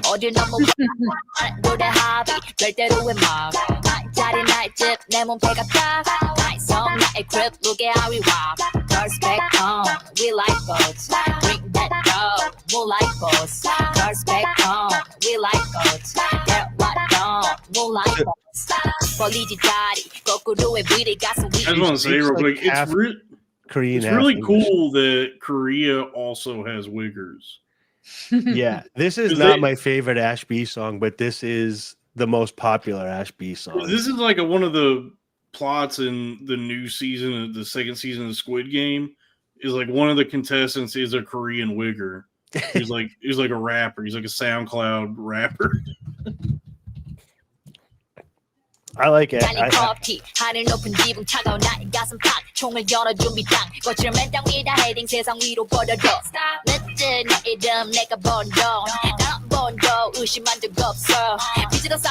pastiness is so weird to me.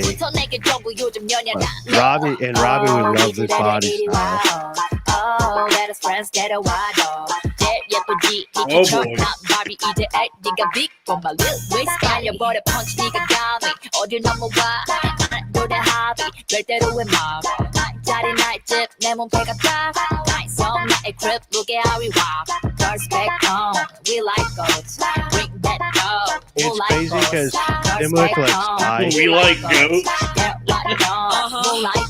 All the girls come back to my house, they never lose. Spike a cocktail, those oxygen, they know how it goes. Big, no ice pains, we get butterfly tattoo. 한 시도 쉴 틈이 없는 내 누구지 perfume. Bad girls always act so ridiculous. 까만 피부, 희가두, she's hella fabulous. 내 왼손에는 엉덩이, 오른손에는 아들. 내가 편하게 남아, get this all night. Oh, 기질애들 이리 와. Oh, let us friends get a wide dog. 제일 예쁘지, 니키처럼 나 바비. 이젠 everything got big, but my little waist body. 달려버려 punch 네가 감히 어딜 넘어와 노래 합의 될 대로 왜 So over the top. 짜리 날집 내 몸빼가 딱 It's no different than the rap video. Over the top. It's a different type I love this. That's the K-pop that I know. I love The this like K-pop I know is sweet. this localization of like they're trying to understand like American colloquialisms, like our language, where we like goats. Yeah. I like that it's a girl group and one says I'm the prettiest one here. Like they just are, you know what I mean? They're not the lyrics are interesting. Yeah, this is definitely this is like the global thing that happens where like American black people are the coolest, and then they get copied by like American white people, and then like all these other countries copy our culture, and so this is like this like I don't know what you would call it, like approximation or like attempt to be like American black people through the lens of Koreans who have been observing from afar.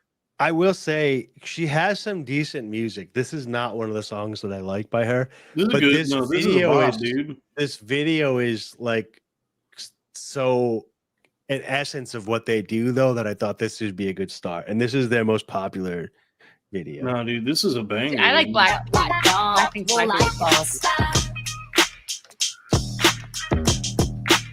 She's hot. They're both hot. Yeah, I told you it was going to make you horny. Dude, I am mortified to find out that the Aquafinas are multiplying. The Aquafina is spreading, dude. I went to school with mostly Korean, like all my classes were all Korean kids, and they were super cool. I was always jealous. I was always secretly wishing I was Korean, honestly. Dude, Koreans are cool. They're cool as fuck. And they were rich. One girl paid her whole tuition on a debit card. It was like 40 grand on a debit card. She's like, why is it not going through? Crazy rich Asians, dude. Dude, yeah, Koreans are tight, dude. We used to go to, dude, when I was a kid, we would go to these, like, my dad would take us to these, like, all the Korean barbecue restaurants. I was just going to say, if you've been following the Chronicles of Sweeze, he just did a Korean barbecue trip. Yeah, dude, Sweeze actually has a good idea for like just him doing that, like documenting where he's going to eat. That does seem like a cool idea because like we've seen every iteration of like travel shows and food shows, and it's always like destinations. It's always like places you dream of going. Yeah, or hidden gems, maybe. But it would be interesting to see like a travel food type thing where they're just going to the restaurants that just happen to exist next to you. Just where, like wherever, like Well, middle of nowhere the reason town. they stopped it is because he says he lives in such a small local town that they were like kicking him out, and they know who he was. So they were like, "Oh, they're like the Duke boys. They're like, the Swedes boys are here again." Yeah, but Up to no good. It does seem like it'd be fun to just Call Boss Hog. Instead of going to a place that is notable for any reason, like even like diners, drive-ins, and dives. Well, presumably the idea is that Guy Fieri is going to go find the little spots no one's ever thought of. Yeah, but even that is unearthing something nice. I think it'd be fun to just be like, we're just going to go to the Chinese buffet in my town. Yeah, that sounds like there's a South Park episode where Cartman is like a Yelp reviewer, and that's like his whole thing. He just goes all around South Park at different restaurants. Like, I'm here for my Yelp reviews. I'm a food reviewer. It's cute. Yeah. That would be interesting to be like, we're just gonna go to the place that everyone in like Pampa, Texas, just has to go to eat because it's like there's only like 2 restaurants here. I mentioned it to Squeeze too, and maybe I'm crazy, and maybe he thought I was making fun of him, but I wasn't. I was like, Squeeze, you need a Cameo. Cameo is like the perfect platform for Squeeze, like. Just sending Robbie a birthday present that's just, hey Robbie, I hope people think you're cool. I hope people think you're chill. Happy birthday. $20. Cameo makes me sad. When I think of like celebrities on Cameo, I get so sad. I'm like, what a depressing life. Yeah, it is. Oh yeah, it's sad if like George W. Bush or like Madonna does it, but it's hilarious when William Hung does it, or like yeah, the Rizzler dude. Yeah, the Rizzler dude. Well, he's 350, and the other ones are 300. I just tuned into the Costco's before the show and watched them at Buc-ee's. I don't know. I don't like what they're becoming. Who? The Costco family. Oh, you think they're getting too big for their britches? No, it's just not as fun anymore because it's like blog life now. It almost reminds me of like well, they're content creators, they're influencers now. So yeah, but it kind of reminds me of like Jersey Shore almost. Like I liked when they were it was just like, what are they gonna do today? And you put on a video and they're like, okay, they wrote a rap song. I like, all right, they're at this burger point, or they're here, whatever. Now they're like doing crossovers for like this kid that like does pranks on his family, did a prank on their family, and then there were Buc-ee's, and the kid AJ is really starting to get on my nerves because it's like he has like Arrested Development, or maybe he really is a child, but he's just 6 feet tall and 300 pounds. But everything that he does is big, happy, super excited soy face. Well, yeah, because he doesn't have like the natural like ability of like a performer, an entertainer. So everything he does feels contrived. Like it's like a too big and over the top and like attempting to perform, whereas like the Rizzler is a natural. The Rizzler is a natural. He's been doing it for a long time. You ever see some of the videos they show? Yeah, that kid's been working since he was a toddler. Yeah. Father put him right on, dude. Turned the camera right on the kid. He fed him a bunch of like ring dings and got him nice and fat, and then he shoved him in front of a camera.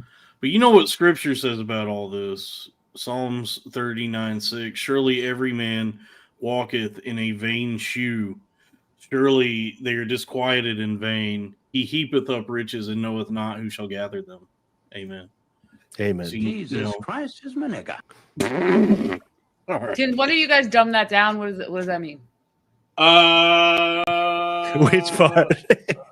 The whole thing. If you gotta explain it to someone, what would you say? Well, just that we like the Costco guys, right?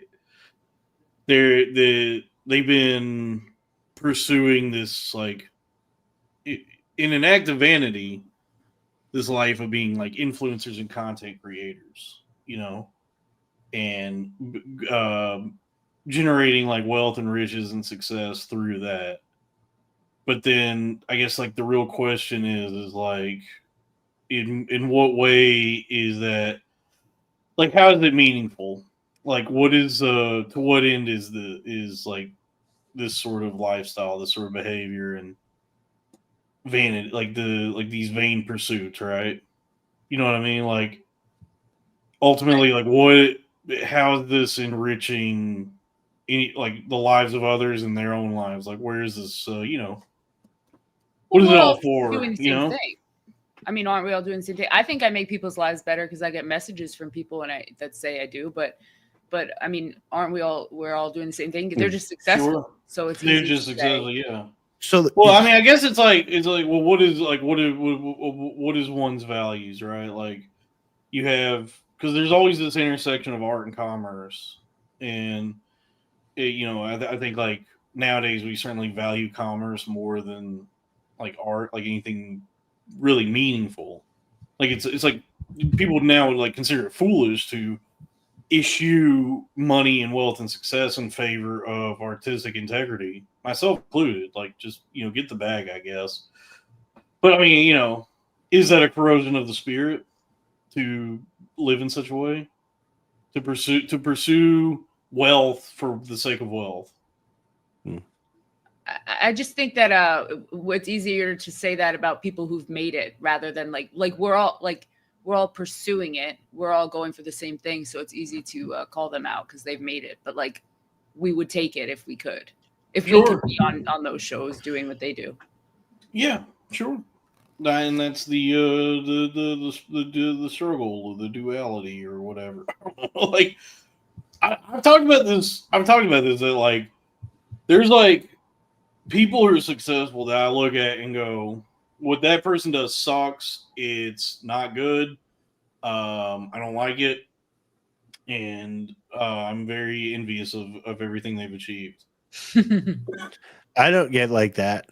Back to what when you asked that question earlier, Steph, about the Bible verse, is one of the good things about the Bible is it's not like there's one right answer. Some of the stuff is like very direct, but part of just reading the Bible quotes and like whatever is just asking questions and figuring out what it means to you. And sometimes it's like a mirror to your own life. Like if you're looking for answers and you just open up the Bible and you read something, the verse sometimes means less than how it makes you feel and makes you what you uncover about yourself and how you.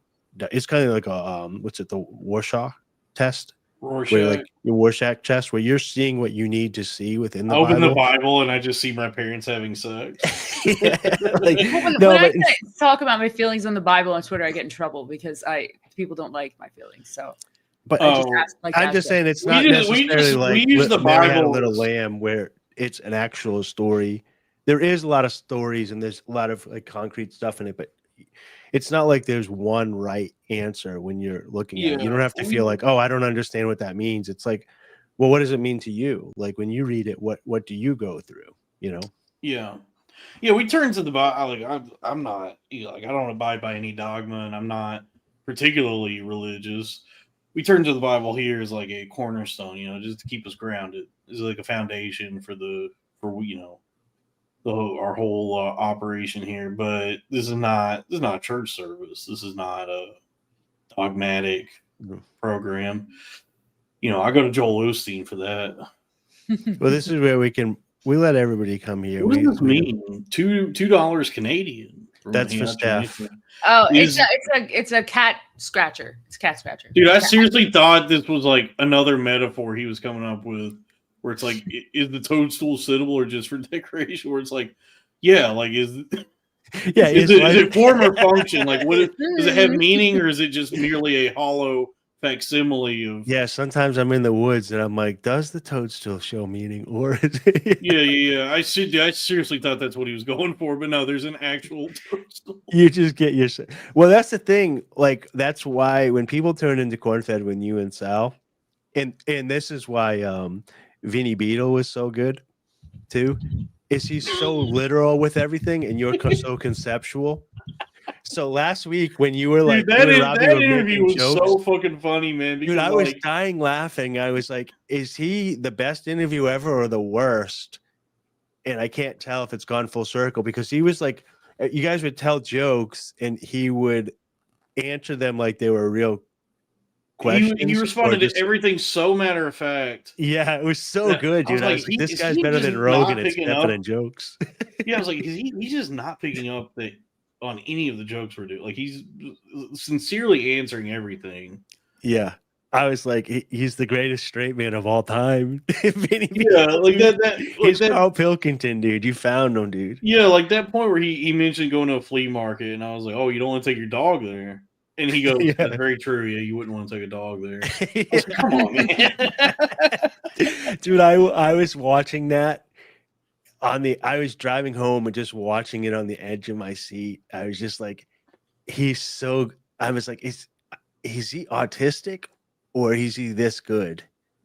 Because he just took everything matter of fact. I think he's just like, I think he's just kind of like I don't know. I would say, and he's in salesmanship. That's what I was gonna say. He's like, he just like has he's like the mind of a salesman. So it's like he's just very like business minded, but he's also like in the business of very like degenerate sales. It seems like you made that joke at the flea market, and then he just like steps right on it and just keeps going right through trying to sell. He does kind of embody. He's like the perfect embodiment of like everything I've talked about, like when it comes to grifting, where it's like he has, he's not particularly interested in any sort of the highfalutin concepts of like art and entertainment and performance and all that. He's just like, how do I make the most money without having to do with like the least amount of work, which is very respectable. Yes. And when you guys took him off air and you guys were like coming back to reality with one another, I just recognized like Crack is so self-aware, dude. You're pretty self-aware, but you're more conceptual. Crack is like very self-aware of like individuals in who he's communicating with, because they were like, yeah, he's probably gonna get you like whatever. Like Robbie was saying that to Crack. He's like, Crack is like, I would be very surprised if he even understands that I'm a rapper. He probably thinks that I'm a stand-up comedian. And I was like, that is so true. Crack just nailed it. I don't think at any point Vinny had any clue who any of us were. No, he was just like, oh, you have 24. Okay, well, get that back. Get that up to 50,000 followers and then get back to me. Yeah, I love it. Get that up to 100K and then I'll help you. We brought in a few people that became known because of Cumtown, where like you through like like the fans of Cumtown just talk shit about them, where we brought them in and been like they've endeared themselves to me. Oh, I like Tom Myers. Tom Myers I liked well before. Tom Myers is legitimately a good dude. Like I love Tom. And even Nick has since apologized for everything that went on and said publicly, like, he's a good guy, stop picking on him, whatever. Like, we were just young and dumb and we didn't have fans. It was like an inside joke with us, and we didn't want you guys doing that to the guy. The guy's just a normal guy, a normal comedian, and we're the retards. Right. Because they like spiraled out into this thing. Like, there's people that still will like denigrate Tom publicly or to me. I got him I try to make it clear. Tom is awesome. Here. All right. This is your arena of ideas. I got him on the soundboard, dude. Tom is the man. Yeah. See, I don't know any of this. I don't know anything you're talking about, but it makes me sad when people get bullied. So I feel bad for Tom. So there's this comedian in Baltimore, like the Baltimore area. His name is Tom Myers. He's a really nice guy, and he does comedy. And I think like he's like a comedian that if you and your mother went to a show, he might be one of the guys that like the average person would go see at a show, and he would put on a great show for you, and people would laugh. Yeah, like in a local club. Yeah, and he was just like a local guy in that area. And so then when there's this podcast that was very popular for a while called Cumtown, and like all those guys knew him. And so they just would like make fun of him on the show. And those three guys were like three internet retards. Yeah. So like when that show popped and became popular, and then there was like a Reddit page for the show and all these fans, and people caught on to this Tom Myers guy, it became like a coordinated harassment campaign on Tom Myers. Just like not anyone on the show was leading it. It's just like the fans took it upon themselves to hate Tom Myers. Yeah, and imagine then, like bringing your mother into your Twitch chat or into our chat, and she doesn't understand like the internet culture aspect of it. And then when she leaves, instead of her being able to go back to her normal life, every time she gets online, that internet culture followed her. That's what kind of happened to Tom Myers. I remember when I met him, just being like, "There's nothing to hate about this person." He's just really nice guy. He didn't do ironic comedy. He wasn't a retard. He's just a normal guy that. Well, this happens to me. I get added to group chats and they all just make fun of me. I get lolcowed in group chats and I'm like, what the hell is going on? And then there's these people that keep asking me to draw this guy. And I very nicely messaged them and I was like, I don't know what you're talking about. Like, please stop.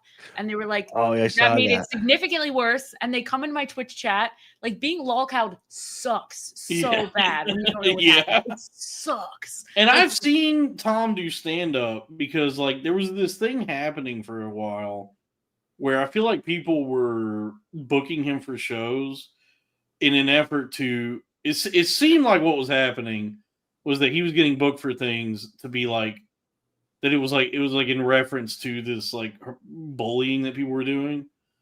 But I would watch him do stand up and be like, well, he's not bad at this. So this isn't like, you know what I mean? I was just watching him and be like, he's actually like a competent comedian. So yeah, they want you to draw Farouk Mohammed Kenya. I messaged the guy that I thought was in charge very nicely, and I was like, I don't know what you're talking about. Like, please stop. I'm just drawing anime characters. Like, yeah, do not draw a picture of the Prophet Muhammad. That is, they literally it's just some guy from Africa. But like, I'm like, they add me to a group chat and I leave and I get added back. It's like never ending. It's never ending, and they make accounts to harass me on Twitter. I'm only in one group chat on Twitter, and it's literally just me.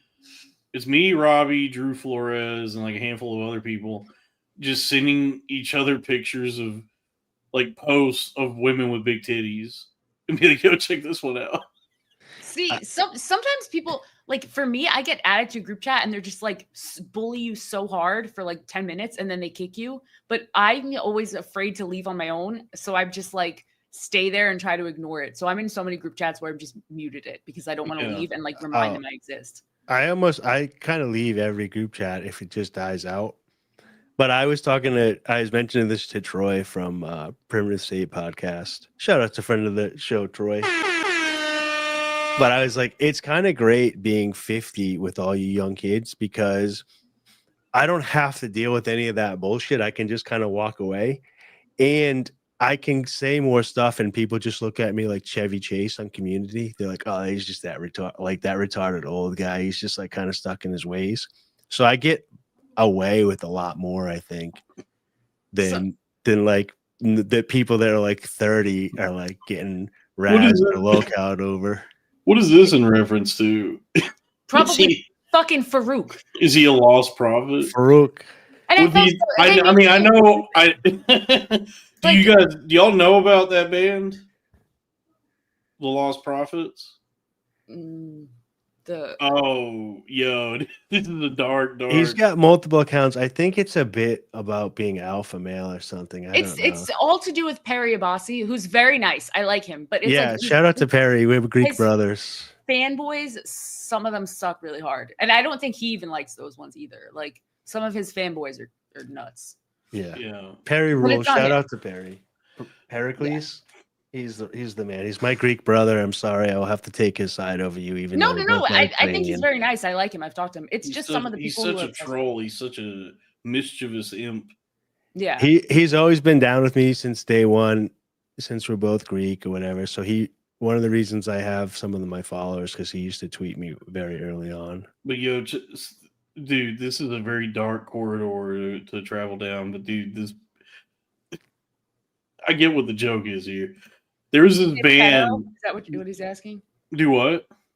Is the Lost Prophets, are they like pop punk that got canceled for talking to teenage girls? No, it's much worse than that. They were like a pretty popular metal band. I think they were metal.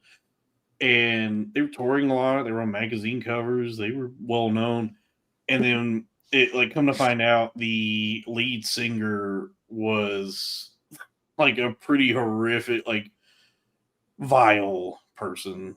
Like they discovered he had like tons and tons of child porn that was like, you know, as young as like infants, you know. And then apparently he had Was he trying to cure AIDS? I guess so, yeah. Yeah. All right. Yeah. Yeah, and then I think it like come to light that he had also like you know, raped some children probably. And so obviously that, you know, that's the end of the band. But it was like yeah, but it was like such a, like, I guess no one knew. It was like such a like a horrific thing that people found out, like that the band members themselves were like very it's like such an insane story, because like what they found out this guy was up to is like one of those things that it's almost like a Twin Peaks type of situation where it's like something like a darkness that you can't even imagine exists, that's just like lurking behind like the facade of, yeah, you know. And a lot of times they say like that's how, you know, pedophilia is how you breed more pedophiles, basically. Like the fact that the children that are abused usually grow up to abuse. But that's why it's scary. Like, I even think, what if I have kids with a guy and that's what he's like, and you don't even know? Like, a lot of times that happens. And or if, like, single moms, how are they supposed to, you know, date without worrying about that? It's kind of crazy. Single moms shouldn't. That's one of the most dangerous things for children, is to have a non-biological male in the household. Well, Dave, you are not gonna like. Yeah, there's a lot of dads doing that to their own kids. You're not, Dave. You're going to be very upset when you find out what your dating opportunities are as a single guy in his 50s. I'm doing pretty well. I'm doing okay. Dude, I got a friend. Don't talk to anyone half your age. It's not a. Dude, I got a friend. Don't tell me who God has chosen for me. It's not my choice, Steph. Dude, my friend. If God wants me to date a beautiful 22-year-old woman and live on a farm and have babies for the rest of my days, that's up to him. Has she even graduated college yet? Like, she's not going to college. What college woman is going to date me? I'm going to date somebody smart. This is why you end up having negative feelings about women, because they act like their age. No. Academia is awesome, dude. Academia is not the type of. If I could do it over again, I would just stay in college. Like, I would have gone the route of like grad school and then PhD, and just exist like the eternal college experience. The chat's got my back. You guys are trying to bring me down. The chat's trying to bring me up. Art school was just being around like the weirdest people on the planet, and it was awesome. I loved it. Yeah, I loved it. They were all freaks. Yeah, it's like I mean, I guess if you're nowadays, if you are going to college and getting a humanities degree, if you're doing that thinking like, oh, I'm going to get like a job that pays a lot of money, I guess that's like foolish. But if you understand that, yeah, I get to experience. Whenever I hear humanities, I just think of actual humanities, and then somebody painted them different colors, and they're just taking the thing and changing the hues. Okay, all right, Dave. It sounds like a children's book.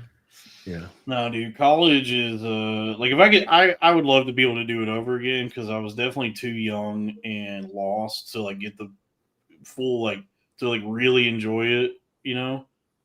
But you can learn it. You can learn whatever you want. It's not about learning.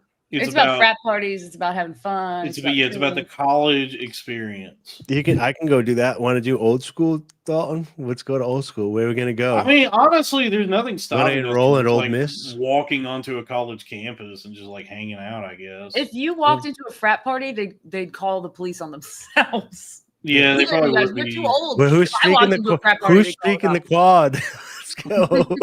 Yeah, I mean, you can't really just walk into a frat party. You do have to be invited. As a girl, you used to be able to. Oh yeah, as a girl, yeah, they're happy to rape you for sure. Yeah, but yeah, this is true. You have MILF. You're gonna turn 30. They look at you like a MILF now. No, they'd say, "Get this old bitch out of our fucking frat house." No, yeah, I mean, I went to college. Likes old ladies for some reason. I started my freshman year of college was like 2011. So like at that time, that was before we knew about rape, you know. And so like I pledged a fraternity for like a few weeks. I remember going to the parties, and it was just like, you know, the normal. It was just like the natural course of events at a frat was that girls would get way too drunk, and then the guys at the frat would have sex with them.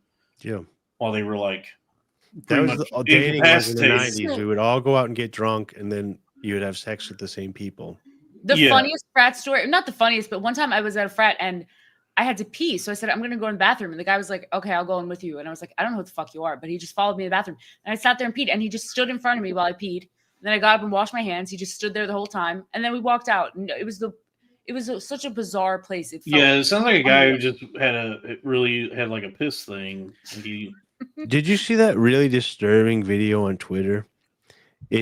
There's like a bar, and it's one of those like either New York or like Boston, Providence bars where it's like very narrow, and like it's where there's a bar on one side, there's like an alleyway to the door, and there's like a shelf where you put your drinks, like a pub. Yeah. And there's a white dude that's like making out with this chick, and then this black dude just walks over and starts making out with her and like hell yeah. walks away, and then the guy's just filming it, right? Yeah, and the woman's so intoxicated, like she doesn't know where she's at. She's like 125 pounds, just drunk, and now she's all over somebody else.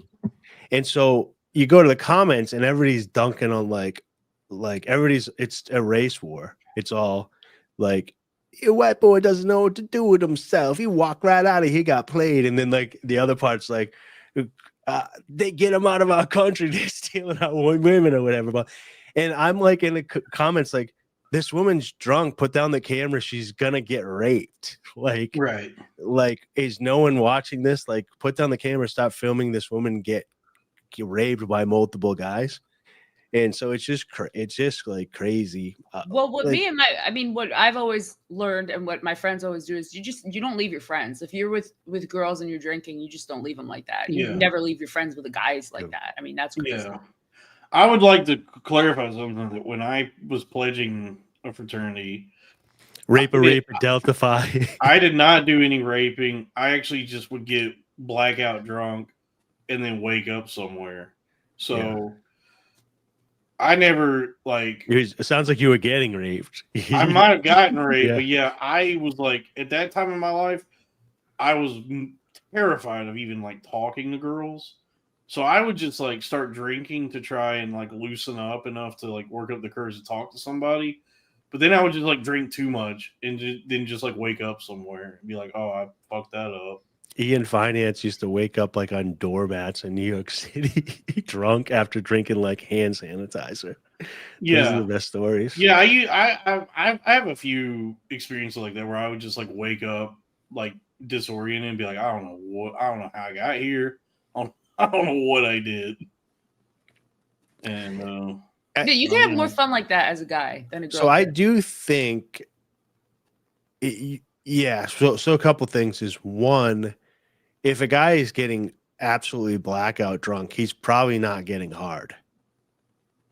Like he's probably going to end up puking or whatever. So there is something to be said about like a woman can get blackout drunk and still be taken advantage of. Mm-hmm. But in the 90s when I was dating, it was literally like we didn't have dating apps. So it's like you were like, oh, that girl oh fuck, my computer screens are falling. I'll have to fix that later. But that girl Sandy's going to be at the Rira or whatever, so I got to go meet her there at like 10. And like, okay, we'll get drinks here and we'll go over there. And then I meet her. They have friends, and then we'd meet her friends. But then one of my buddies was like, well, the girl that I'm talking to is at this bar. We got to go. And you had to like orchestrate all the women and trick them to get to these different places while drinking and whatever. But you were like escorting them, and they wanted to be with you, and they wanted you to be their safety guide for the night, if that makes sense. But I mean that. So like we were all drinking, and everybody knew what was going to happen, and they weren't like blackout drunk. And sometimes your girlfriend, the girl you were talking to, that wasn't like your girlfriend but would get blackout drunk, and then you had to babysit her all night, and then everybody would be like, well, now I'm not getting laid. This sucks. because I'm just babysitting all night. But that was just dating life back then. What, by the way, what the fuck happened? What happened to crypto? Like this, everybody that voted for Trump and this whole Trump. Sorry, I gotta fix my screens. They're falling off my desk.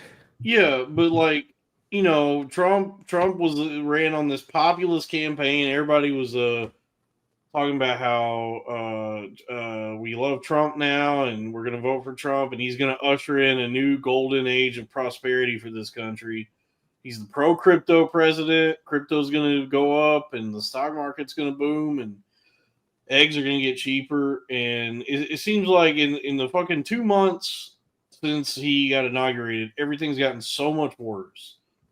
And especially the crypto market. All the crypto is like completely shitting the bed right now. The stock market's tits up. Eggs are expensive. Life is harder than ever to survive, and it's only been 2 months. And so what happened? What happened with the populist President Trump, who's going to make everything great for everybody? Why did all of my crypto investments completely shit the bed? I would guess that everybody is pulling their money out to pay for taxes and stuff. I think that novelty just wore off. I think everyone was doing it as like fun gambling thing, and everyone was like, "Oh, this is not fun." That's some of it too. Yeah, a lot of the money that fled in is everything they're going to get rich. My crypto, like my Arrow USDC, is got so much volume that it's making 1% returns a day. The problem is it dropped 50%, so the 20K is now 10K in that one pool, but it's making 1% a day. So it was making 0.3% a day at 20, and now it's in half, and I got to wait for it to go, that coin to go all the way back up. But the volume is so big that I'm getting 1% in fees a day. Yeah. Solana got decimated. Solana's done. Solana was just gambling, and so until they fix that, it's going to be like that. I don't know anything about it from the outside. I feel like everyone making their meme coins kind of made it all look like a joke. Like I didn't know. Like I think everyone just took it as a joke because everyone was making a meme coin. I made so much money on meme coins. It's similar to the NFTs that went on with I lost it. Like Bored Apes and everything. Yeah, NFTs are coming back. I actually just moved a bunch of money around because I'm gonna ape into crypto, and then if I lose my money, I'm gonna kill myself, and if I don't, I'm gonna become like super rich. John McAfee. I will say, here's the thing. I do think that with NFTs and meme coins, there's a use case for them that hasn't really been explored yet in any meaningful way because it is just gambling so far. But I do think there is a way to do meme coins where they,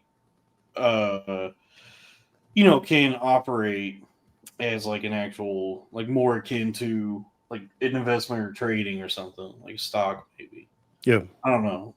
I'm stupid. I'm heavy into Fart Club, not Fart Coin. There's one called Fart Club, Solana Hobo, Shit and Piss 500. I'm surprised your portfolio's down. Wait, am I insane? Didn't some guy just very publicly kill himself over? Yes. Yeah. Okay. Yeah, we talked about that last week. Somebody live streamed themselves. Somebody live streamed point about this, shooting themselves in the head. I won't do it like that. I will accidentally fall off a mountain or something. That Twitter account that guy was like spamming, talking about like, give me a refund for your premium subscription when you do something, and then he killed himself. That Twitter account has like since then like moved on and just like regularly will just keep posting the like no crying in the casino, and I'm like, dude, someone fucking killed themselves because of you. Do none of you people have any like soul? Yeah, like I don't understand the sort That's of what like, it's called, the SOL, soul. They don't have any soul. That's why they're gone. Yeah, like they don't seem to have like any feeling or just like empathy or anything because they'll move on, and it's just like crypto's a solo game, Dalton. It is a solo venture for sure. Yeah. But I mean, it's just like, dude, if I had a big Twitter account, and I found somebody killed themselves because of like something I did, I know it's like not my fault necessarily, but I wouldn't be so cavalier about it for sure. I mean, I get DMs like that, and I don't know what to do. I've had people DM me like telling me they want to kill themselves. I'm like, yeah, I'm sorry I did that. I shouldn't have put that on you. But it's just like a crazy thing to have to deal with. So I can't imagine someone actually did it, and then I'd have to live with that. Like, that's but I mean, these fucking crypto guys are it's all like everybody's basically like some variation of Patrick Bateman now. Like in the year 2000, when the movie came out, American Psycho, that was like an exaggeration. This like very heightened version of like the American yuppie, but now it's like actually it's pretty quaint compared to now. Like now, actually, everybody is Patrick Bateman multiply. Like it's actually worse now. Like that there's more and more of that kind of person there's ever been. I think that's what's good about us doing the live show here and having people on and having the chat and messaging people. And I do a lot of voice memos with people. Some of the people that are in chat here that I'm friends with.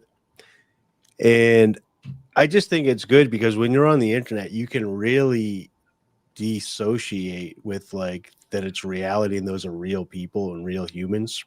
Yeah. And I know I hadn't heard it in a while, but like Robbie's kind of been saying it. So it's in like my vernacular again, is like these parasocial relationships that people have. I'm not even sure it's parasocial because parasocial is like you believe you're friends with this person in the computer. It's almost like they see us like Max Headroom. Like we're not real people that have emotions and experience life and feelings and stuff, and you shut it off and they're gone. And it kind of is sad because sometimes you see like somebody gets kicked off a YouTube channel and like they have to go to Rumble.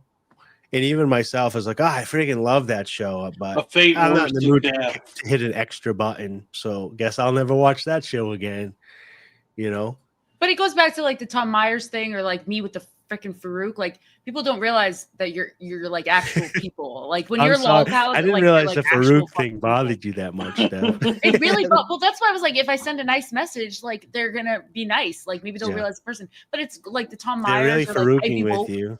Like Ivy Woke getting bullied off the fucking internet. Like there's she deserved that. Yeah. Okay, well I don't know much about that, but I'm just saying people don't realize like there's human beings on the other side. I think Ivy, with the thing with Ivy is like I wouldn't bully her. I wouldn't like go out and do anything to try and hurt her or antagonize her in any way. I saw the way she conducted herself on Twitter, and I would be like, and then like when she would receive any sort of criticism or pushback from her like posts, she would victimize herself, and I'd be like, well, you are insane. Yeah, but she's also 19. I remind myself she's very young. Yeah, I should reach out to her. I sent her a message. I mean, I was like, "You're never gonna see this," but like, I just felt bad for her because I sent her a message. I mean, I guess I can empathize with her. She is a person. She has feelings and emotions and all that. She is 19. She also has like no perspective, and like, there's so many. It's not even the things she says that are like upsetting for everybody else that bother me. It's when she talks about like how she's a failure and not successful or whatever, and I go, "You're 20. You're more successful than pretty much everybody I know." I don't know anyone. There's no adult that I know who has the success, like the career success that you have. But I can only imagine what it's like having thousands of people call you ugly, and like that fucking sucks. But like, you get over it. But like, that's the kind of fucking. Oh, welcome to my life. Yeah, welcome to my world, sweetheart. Welcome to my entire life. But like, no, I mean that fucking sucks. But she also acts. She's like, I don't care. But then she would keep saying like. So I was like, well, you do care, and that's okay. Just be genuine and say it hurts you. The healthiest thing she could have done was like gotten off of Twitter. It's like she's successful enough. She doesn't need social media. Like she's getting cast in movies and TV shows. Like she's in a fucking movie that's nominated for Best Picture. So like she's not only doing well for a 20-year-old, she's doing well for anyone that exists. I'm sorry that you guys get and maybe I'm delusional. but and also you guys have much bigger accounts than I do. But like, I joke around about everybody hating me and call me ugly. Literally, people couldn't be nicer to me on the internet. Oh, a day in my freaking life, Dave. A day in my freaking life. Maybe they're scared of me because, or maybe they just don't pay attention or take me seriously or whatever. But like, people don't really even troll me. You know what I mean? If they do, I don't notice it. By the way, I got confirmation on something. This is completely unrelated. I just remembered. I don't want to give away too much of my family's business, but I found my grandfather's obituary. And he's gay? He died in 2011. What? I remember going to his funeral, but when I was like my whole life that I knew him, like growing up, he his name was, I always knew him by the name of Jim. Like that was what everybody called him. He was Jim, you know. For me, he was Grandpa, but the name he went by was Jim. And then I remember at his funeral, learning his full Christian name, like his actual name, it was Avilio. So I said, "Huh, what is that? What kind Avilio?" Yeah. So it turns out, and I went through and found his obituary. That his full name is like Avilio Cruz, and I am a white Latino. Are you really? I believe so. Yeah, because it says that. I'm gonna get that for the sound. You're the only non-white Latino here, Dave. Yeah, because it says in the obituary that he was born, because I always thought he grew up in like a home for wayward boys in Amarillo, Texas. So I didn't really know. I never knew you guys that are on much. The border too, yeah.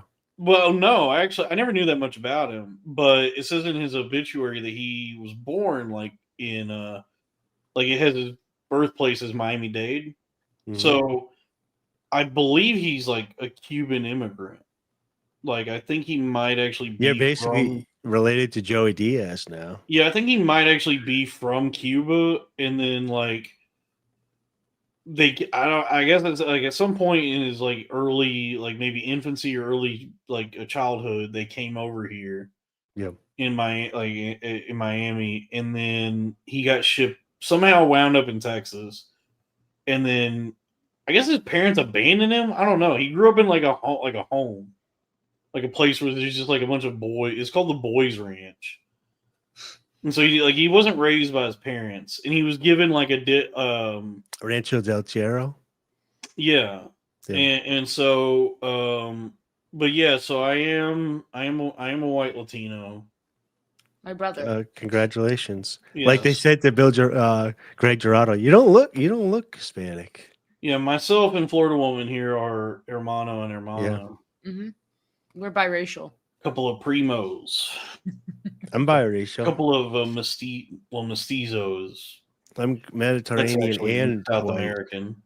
That's the scariest page. The mid castizas, that page, whatever. Oh yeah, that's the scariest page. Getting reposted by them was like, oh shit. Yeah, that would be terrifying. I don't know who it is. There's a big Twitter account. It's like mid castiza of the day, and it's honestly just like attractive Hispanic women. The ones I've seen are not what I don't really know what the range is for mid, but everyone I've seen online that people call mid, I go, this is just like a pretty lady. When I see Sydney Sweeney called mid, I just like audibly start laughing. I don't really know what mid is supposed to mean, to be honest with you, because like there's nothing wrong with mid. Mid is just average. What's wrong with average? Yeah. So most people obviously are average, but I don't even believe in that anymore because like everybody has their own preferences. So I could show so like Sydney Sweeney, I can look at her and be like, okay, she's objectively attractive. Objectively like beautiful. She's like skinny and she's like curves, whatever. I don't find her attractive. She doesn't hit that part. Because you're gay. Yeah, because you're gay, dude. You'd have to be gay to not find. I'm not into like that whole blonde look. Just doesn't hit it for me. It doesn't hit that part of my brain that gives me the juice. And so then I'll see another woman that I'm like, oh, this chick's really hot. And I'll show my friend and he's like, yeah, she's all right. But he likes skinny blondes and I like curly brunettes, curly-haired brunettes. So the whole point of this is, I think 10s are different for everybody, and 6s are different for everybody. You can look at somebody and be like, oh, they're really attractive, and somebody else would be like, no, they're not. So it's like, how are they mid when everybody's got a different idea of what the middle is? I think you can't really find someone at 10 unless you like know them and are in love with them. Like you know what I mean? Like personality adds so much to it. Yeah. But even preferences, like when I was growing up and I was like becoming attracted to women, I was going to a Greek church. You know what I mean? What the fuck does this mean? Dalton's face really does look like they dug it up in the jungle. You have like an Aztec face. I think you're like a fertility. Oh, I look like an Olmec statue. Oh yeah, I look like Total Khan's fatality in Mortal Kombat. Yeah. But like when I was hitting puberty and becoming attracted to women, the majority of women that I was like around were dark featured, dark eyes, brunette, curly haired women at church. And that's what got into my, my neural pathways and maybe what do you think of my that DNA. for a woman? What do you think of that? Don't lolcow me here. I can't get anywhere without being lolcowed. $2. This guy paid money to say that you're hotter than Sydney Sweeney. I know when I'm being bullied. Hey, Hachi. See, you're taking it like that, but maybe his mind, you know what I mean? He doesn't like. I don't like Sydney Sweeney that much. I don't find her that attractive. Like I get it, like that one when she's doing the Costanza stuff on the couch, that one thing that she's doing, like whatever. Yeah, she's attractive or whatever. But that's all airbrushed and whatever. She's like in real life, she wouldn't look like that. Yeah, but I was watching Immaculate with my mom, and when she was wet and like in the water, and her boobs were like so out there, my mom was like, "Holy shit!" Like those things are, and if you've seen them bare, like they're the craziest boobs I've ever seen. They're very big, very nice. Dense. I'm an ass man personally. In vagina, I like vagina and ass more than. Yeah, you know who else like asses? Gay guys. Hey, well, I guess I'm gay. Yep. I don't like the boy body like Robbie does, but I don't mind like small boobs in a butt. Robbie's into some like insane women. Like the body type he's attracted to is usually like also the kind of woman who is out of her fucking mind. PPD? Yeah. Like there's all these like Twitter accounts he's hitting us up, like showing us in the group chat, and I'm like, Robbie, this woman's gonna fucking kill you. Like this is a scary person. That's unhealthy. Like, I mean, but he's also not in the stage where like he wants to have kids and get married. Like once you get your mind set that you're like, oh, I want to have married and have kids, you're looking for like gentle, peaceful, submissive, nice women that you're like, okay, if my kid was like, thanks, Dad, I understand why you picked this as my mom. No, I'm looking if you pick some crazy bitch, your kid's gonna be like, why would you pick this for my mother?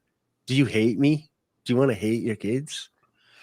No, you know what I mean? Kind of like what Florida woman was saying about Elon. Like those kids are gonna look at Elon and they're gonna look at whatever and be like, why would you pick this for my father? Oh, because he was rich. Why would you pick this as my mother? Because she was a hot, crazy bitch on whatever. So like the kid's kind of fucked to begin with. I'm looking for a fellow money-minded, money-getting broad. Both of us in our lane, chasing the bag, focused on the bag. Sounds like you're looking for a man, Dalton. Captains of industry. No, dude. But you can't just think about your kids, though, because you also have to think, do you like this person? Do you want to go on adventures with this person? Do you want to get old with this person? I mean, it's got to be a mix of both. Yeah, definitely not looks-based. Looks is not. Of course, but like, you know who's a hot old lady is that the lady from Absolutely Fabulous. That she was in Wolf of Wall Street. Let me find her. Robert Margot. No, I said, Dave, I'm not as cruel as you are. I don't think of Margot Robbie as an old woman right now. I'm not into blondes. You know, there's an old lady that's kind of hot that I hate that I find her attractive. Is Karen Feehan. because I grew up with a bunch of like Irish broads like her, no titties, little big butt. Well, she worked for everything she has. She didn't have a butt like that. She had a little flat Irish ass. Yeah. Good for her. Good for Karen Feehan, comedian, stand-up, OnlyFans, only podcast, friend of the show, OnlyFans podcast. Yeah. Oh, so I guess I can announce it on the air now. We'll tease it for the people that are here live. Next week, the old producer from the Regs, Max Marcus, is going to be joining us. He's currently working in movie production, so he'll have some behind the scenes stuff to tell you about some stuff that he's working on if he can talk about it. But he's also, I think, kind of a movie buff, so I think Dalton and him will get along well talking about like the behind the scenes type stuff. And he just recently met Kevin Bacon. Joanna Lumley is who I'm thinking of. She got Austin Powers teeth. Can you get a picture of her you can pull up here? Actually, dude, I might be wrong about this. Yeah, I see. You're already, yeah, dude. You're already second guessing. Do you like anime, Dalton? Do you like Do anime, what? or you just like movies? I watch like Dragon Ball Z. Oh, okay. Never mind. I didn't know if you were like into anime or cartoons or anything like that. I do like cartoons, and I've watched like Evangelion. I haven't watched like a ton of anime because like some of them are like a huge commitment. One Piece. Like Yeah, Joanna Lumley. Yeah, dude, this is the woman that this is terrible, dude. Yeah, dude. Yeah. Oh, that's a better picture than I. What a fine piece of ass, dude. I'm sure she's a lovely lady. Was she in the movie in Wolf of Wall Street? I'm pulling up her picture on Wikipedia, dude. It is brutal. Dude, they did her dirty on Wikipedia, dude. In Wolf of Wall Street, she is the for like a moment, Jordan Belfort, DiCaprio's character, considers having sex with her. Like they flirt with each other. She was born May 1st, 1946. She's 78 years old. She's you know what's funny is tight as a drum, dude. Her face, her body, she might have a good body. Her face isn't that much different than the lead singer of Amy's and the Snifflers. Yeah. Who's very young, that lady is year old, who is making herself look very ugly as far as I'm concerned. That lady from Amyl and the Sniffers, I would not say she's attractive. She's got butterface, and I kind of like butterfaces, but she's crazy, and I don't know. We'll talk about anime here in a second, but Broso Smith gave me $5. Are we gonna read the Bible again? If so, Psalm 25:2. I might have to cut it short soon. It's been like 3 hours. My desk. I redid my desk, and I have my monitors here, and the part that's clamped to the desk is I didn't put this metal pad down underneath it. I didn't think it needed it, and it's slowly digging into my desk, and my monitors are like ready to fall on top and break my camera and everything. Yeah, we'll read this verse. And it's not something that I can fix in real time. So you guys would be welcome to keep going. I would. Psalm 25:2. Oh my God, I trust in thee. Let me not be ashamed. Let not mine enemies triumph over me. Amen. So wait, what anime should I watch? Death Note. I've seen Death Note. You've seen Death Note? Yeah. Psychopaths. Psycho what? If you like Death Note, it's something. I don't know what you like. I was just wondering if you were an anime kind of guy because I like the ones like I've been watching Dragon Ball Z since I was a kid, so like that's one of the long ones I still watch because I'm up to date on it. Like I know what's going on. The animes where it's like One Piece is just like too much. Where I go, I don't want to commit to this. What about like anime movies like Perfect Blue or something? Yeah, movies are cool, and then the series that go for like a couple seasons are cool. The ones that where it's like 1,000 episodes, I'm like, it's like such a commitment. Where I'm like, I don't know if I want to like. There's like other, I don't know if I want to invest this much of myself into a cartoon. It's an art, Dalton. It is, yes. It's an art. I've seen Death, but yeah, Death Note's one of the shorter ones. That's one of the like limited series. They wrapped that up pretty nice, and so I like Death Note. Love the movie with Willem Dafoe. But they made him real stupid in that. It's a really bad movie. I was gonna say they made him real dumb in that movie. That's a bad movie. I like Evangelion. Let's see what else. You know, obviously I've seen Akira. So I saw Akira on VHS. I was trying to find a good picture of the lead singer, and I would say after looking through some stuff there, she's just downright ugly. She's Wait, not. who was this person you guys are? It's a cool band. It's this. She's got a hot ass body. We'll pull up a video for Steph. It's an Australian rock band that's getting kind of popular called Amel and the Sniffers, and the lead singer is like this free spirited lady. She doesn't wear that much clothing. And she is not a looker. She is not that attractive. It's funny because I've been listening to them for like over a year now, maybe going on 2, and I never really like watched any of the videos until like recently. So wait, what is Psychopaths? I've heard of this. Psychopaths, it's like there's a certain level of psycho you're allowed to be in society, and they check your psycho levels kind of, and there's people who will go out, and if it's too high they'll eliminate you. It's kind of like I don't want to ruin it for you, but I think if you like those kind of like stories, it's not kiddish. It's on Hulu.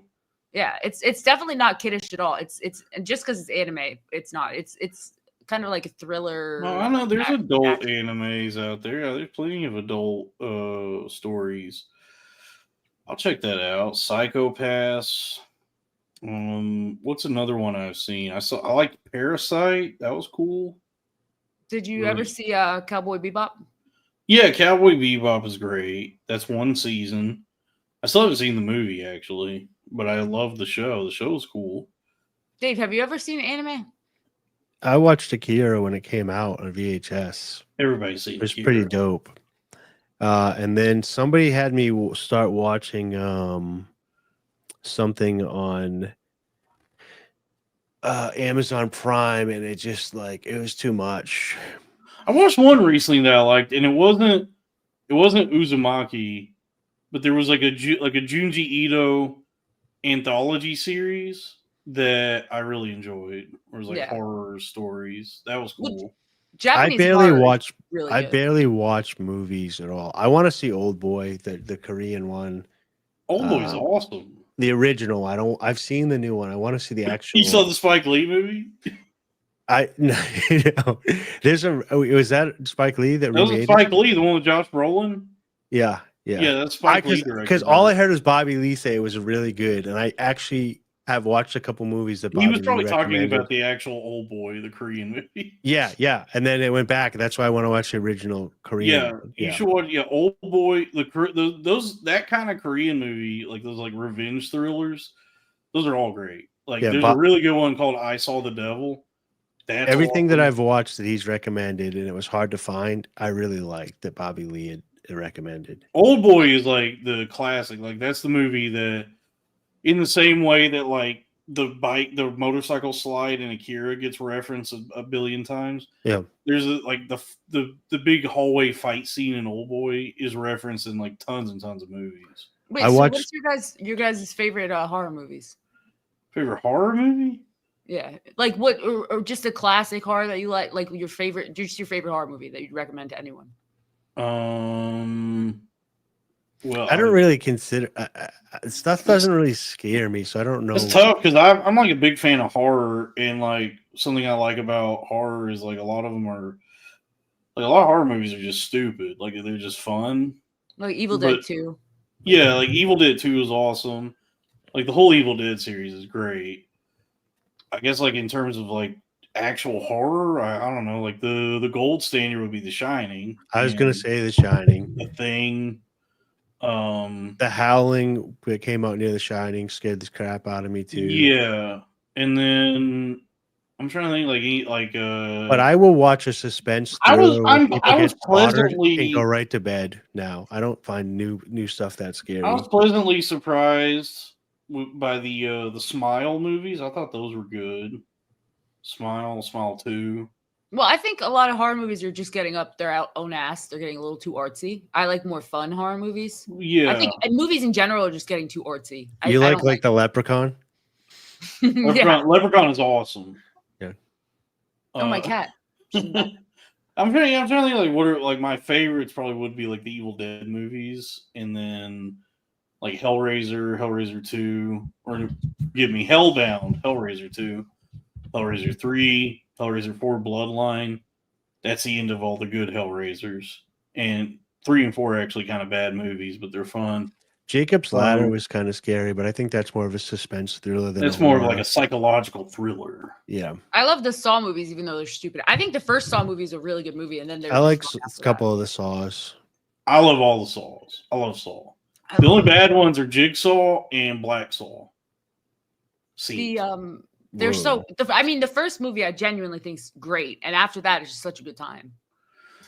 Yeah, like the Saw movies. The Saw movies know exactly like what you want. They're not thinkers. I mean, they are like kind of puzzle box movies where it's like like what's that? Who's the guy and what's the trick here? Like, what's the twist? Was Midsommar? Was that a horror movie? Yeah, but it's too long. I watched that stuff and I consider that like suspense thriller, and I'm like, that was good. Going to bed. Midsommar would be a great 90-minute movie. The fact that it's over 2 hours is just like there's too much of it where it's just like stretches of nothing happening. So I thought that was good. I didn't consider that a horror movie though. I consider that like a suspense thriller, and I watch a lot of smaller movies like that, independent stuff where like people just go like into a jungle of like Mexico and they climb like an Aztec thing, and the next thing you know, like the vines are going after them and like ripping their legs off and stuff. Yeah, horror movies. But I think of those like suspense thrillers. I don't really think of them as horror. I guess I'm thinking of a slasher as a horror movie. Yeah, but like a gore movie, like The Hostel, like just no merit to it at all. Just like. So I don't like The Hostel. It made me uncomfortable, and I didn't like the storyline enough. It just made me like too anxious. And I didn't care that much for the Hostel movies. They felt like mostly mean spirited. Like there was something about them. I just was like, it wasn't just the gore. It's just like the movies were not fun to watch. Yeah. He made a better movie. Eli Roth has never made a movie I would consider good, but I met him in person. He's very nice. He seems like a nice guy. He's not a very and he's very attractive. But he made there's a better movie he made called The Green Inferno. That's fun. Like that was actually yeah. Was that with Tom Hanks with the volcano? No, it's not Tom Hanks movie. No, it's a movie where this college girl finds out about like one of these South American tribes that does like clitorectomies. And so she's like joins this activist group that is going to try and help. This is going to turn out great. She joins this activist group that's going to try and help stop female genital mutilation. Yeah. And they go down to this like whatever jungle in South America. While males are getting genital mutilated every day, right in the United States. Yeah, and so when they get down to where this tribe is, unforeseen event consequences occur where the tribe abducts them and they all get fucked up by this what's the word? More just like a primal tribe of people, You guys just unlocked something in my brain that I forgot all about, a trauma. I went to a cookout in the middle of the summer at my friend's house, and I didn't know everybody. I knew like 2 people there, but there was this big annual cookout where they would rent a house out down in Narragansett, Massachusetts, which is kind of like a beach town. And they got it close to the beach because they're walking like, hey, come at night. We're having a big party. We're roasting a pig and all this stuff. So this is prior to 2014, 15, 16. So I don't know what year it's, but prior to 2014. So I get there and it's dark and I'm drinking. I don't know anybody. And I go upstairs and this kind of creepy guy's like, hey, I'm putting this movie in. Check it out. And he had a blank DVD and he puts it in and we all start watching it. and it's just like it looks like a snuff film, and these crazy people are running around. Was it August Underground? It was August Underground, but I didn't know that it was August Underground. I went in blind. I ended up leaving like when they're like cutting genitalia off with like block cutters. I don't like those movies. The only way that I found out that wasn't a real movie, because I wasn't sure for the longest time, is Zach Amico did the same thing to Shannon Hayer on Spook Show. Yeah, I saw that they watched it. Where she went in blind and didn't realize what was going on. But until that day, I didn't know the name, the movie, if it was an actual snuff film or a real movie. People were leaving the house grossed out, puking and stuff, and like freaked out. I went in stoned into a strange environment, but the kid that put it in there did that on purpose. He didn't tell anybody that it's an art film or whatever. It's not an art film. It's just like gross. It was so fucked up because the way that they film it, they do a really good. They film it on video. It looks very real. Like it's so lo-fi that you could think like, oh, this is actually like a snuff film. And the actors do a decent job of what they're doing, like getting cut up and stuff. But it's just like it's kind of like Natural Born Killers in the way that like you're just or like Blair Witch, where you're just like following these people on a wacky adventure. Yeah. And it's really crude, but like the stuff that goes on looks really realistic. Like when they pull the guy out of the thing, I'm like, oh my God, that looks like they actually cut his cock and balls off with a frigging fence, like a lock cutter.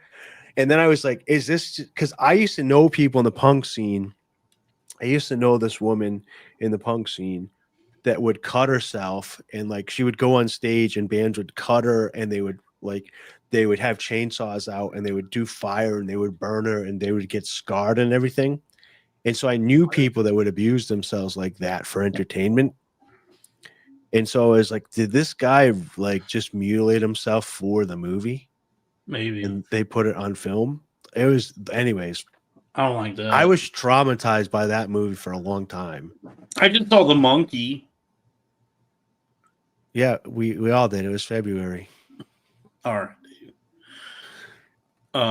It was better than Long Legs. I liked it better than his other movie, Long Legs. But Long Legs felt good until like the last 20 minutes, and I was like, "What's happening here?" It like completely lost the plot. Long Legs, it didn't have enough long legs. I was like, Nicolas Cage is the only good thing in this movie. We're stuck with this boring fucking FBI agent. It's funny. Josh Adam Myers is on Lewis and Zach show like last week or the week before, or whenever Long Legs came out, and he brought that up, dude, and they just roasted him for like the whole show doing his voice. So that's the only thing I know about Long It was Legs. a movie where like the marketing he brought it up and they just destroyed him. The marketing for Long Legs was so good that everybody genuinely believed like, oh, this is going to be like a terrifying movie. And then you go watch it and it's like, oh, this is a boring pile of shit that the 15 minutes of like when Nicolas Cage is on screen, like cumulative, he probably has like 15 minutes of screen time. That's great. Everything else is fucking boring. I think The Strangers is a great movie that's actually scary because it could happen. Oh, The Strangers was good. And you know what's crazy about that?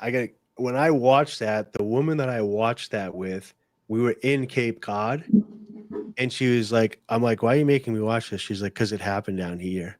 And it's like, no, it didn't. So then I went on and I looked it up on my phone. And I was like, oh, this does happen down here. And it was that really fucked with me. Well, it's just scary because it could happen. There's just fucking crazy people out there. It's just nuts versus like it was supposedly based on a stalking, right? Like an actual it's like loosely based on maybe something that might have happened. And nothing ended up happening in the whole movie. They just tortured them and then nothing. I thought The Strangers, when that came out, I thought it was like the tension was cool. Like it was a very tense movie. I like the sequel too. Pray at Night. I thought it was like a fun, more exaggerated, like over the top movie. Here's what I didn't like about Strangers is, for at least what I'm remembering of it, but I don't know, is there's no payoff for the anxiety. So the one thing I liked about Midsommar was they bring you up, they give you intense anxiety, and then you go back down and you go up, and there's a payoff every time. I don't like when they just keep you in anxiety and then the movie just ends. And you're like, okay, well, now I'm just anxious. You didn't take me through the whole journey. But I thought that's what was scary. I guess that's what an actual home invasion would be like. Yeah, like you just don't know. Like you're I'm just always terrified, and then you get stabbed. Yeah. But you know what I mean? Like a lot of times, if it's like a good roller coaster of a thrill ride, it takes you through that, and then when you're done, they lock it up, they tie the strings up, and the anxiety's gone, and you go like, "Oh, that was a good movie. That was a fun ride." I saw a really fun one a while back on Shudder, and it's Sadako versus Kayako. Yeah, and it's The Ring versus The Grudge. Dude, it's one of the dumbest. Oh, The Ring movies. was good. Dude, this is one of the dumbest, like, ridiculous movies I've ever seen. Because the premise is that these like college girls find the ring tape, and for whatever reason, instead of like 7 days, now it's like 2 days that you get before the ring girl kills you. And so they watch the tape, and their professor is like, "Oh, you're cursed by the thing, so now we got to figure out like what to do about this." So then they find this like this medium and her little sidekick, and they tell them like, "We got to fight this curse with another curse." So then they go to the house where the grudge is, and the plan is that to be there when the TV comes on and the girl crawls out at the same time that the grudge lady shows up. So that then they would like fight each other instead. Yeah, Freddy versus Jason. Yeah, they do like a Freddy versus Jason thing. Dude, it's one of the dumbest fucking piles of shit I've ever seen, but I had I loved every second of it. It was very fun. I like anything with the ring related because I think it's such a fun like imagery. The actual Ring movie is really scary. So dude, I wasn't that scared by The Ring. I thought of it as more of a thriller for some reason. Apparently, the Ring is based on like a book series that, like, as the series goes on, it's like it turns out that everything that's happening is part of like a computer simulation, and so in the real world, they're trying to figure out how to cure some kind of virus. And it turns out that it's actually like a sci-fi story. It's not a horror story at all. It's like a sci-fi future thing, and that like all of the events leading up to the reveal that it's like in a computer are in a computer. Yeah. So, it's weird to me how different the Japanese Ring and the American Ring are. They changed the story completely between the two. Yeah. I guess for different audiences. I like Japanese horror. Oh. The cats are gonna fight. I like Japanese horror movies. They're spooky. Those are spooky people. Very. It sucks. Creative. It sucks that like Japan is like a xenophobic ethno state, because like every guy like me, like our dream is just to go live in Japan, but they don't want us. Yeah. They'll take the tourism. Like you can go hang out there for like a week, but they don't want you living there. The average American, I don't think, would even want to live in Japan. Not every person I know who was always like, "Oh, I want to live in Japan. I want to go animate." I'm like, you die after one day there. Like the work, like the kids I went to school with are so lazy. They would die. They would not be able to handle the work. Yeah, it's very. I think I could survive there for a little bit because of how regimented my lifestyle is. But I also heard that it's very strict. Like everything is very strict, but they don't recognize it as strict because it's their culture. Right. But we would feel like strangulated within the culture because there's a lot of basic stuff that people don't do. Maybe I just really like noodles. Like maybe I watched like a video of this dude that like for some reason like decided to take his nail and scratch his initials into like this like monument or whatever, and they like threw him in jail. And I was like, look, I don't think the government should be throwing people in jail, but also you shouldn't be doing fucking graffiti, asshole. So I was like, I would never do that, so I'm kind of cool with it. But they're very strict over there. Yeah. I heard the mindset is basically like the downfall of society starts with like one action, like jaywalking is if one person does it, more people will do it. Like that's basically the mindset. So they're just like, don't do it. And they also just work crazy fucking. They also don't have sex. Like that was like Shinzo Abe's whole thing. That's why I kind of want to go there. Yeah, Shinzo Abe was like desperately trying to get the people of Japan to have sex, and I guess that was like such an issue that he got assassinated. But I heard like, it's not the women; it's the men are scared to have sex. I think I don't know what's going on. It's the anime. But also, Maybe it's the anime. but also, adultery is not adultery. So like a mother is a mother. So after like your wife has kids, it's like culturally acceptable for thank you, sweeties. America's sweetheart.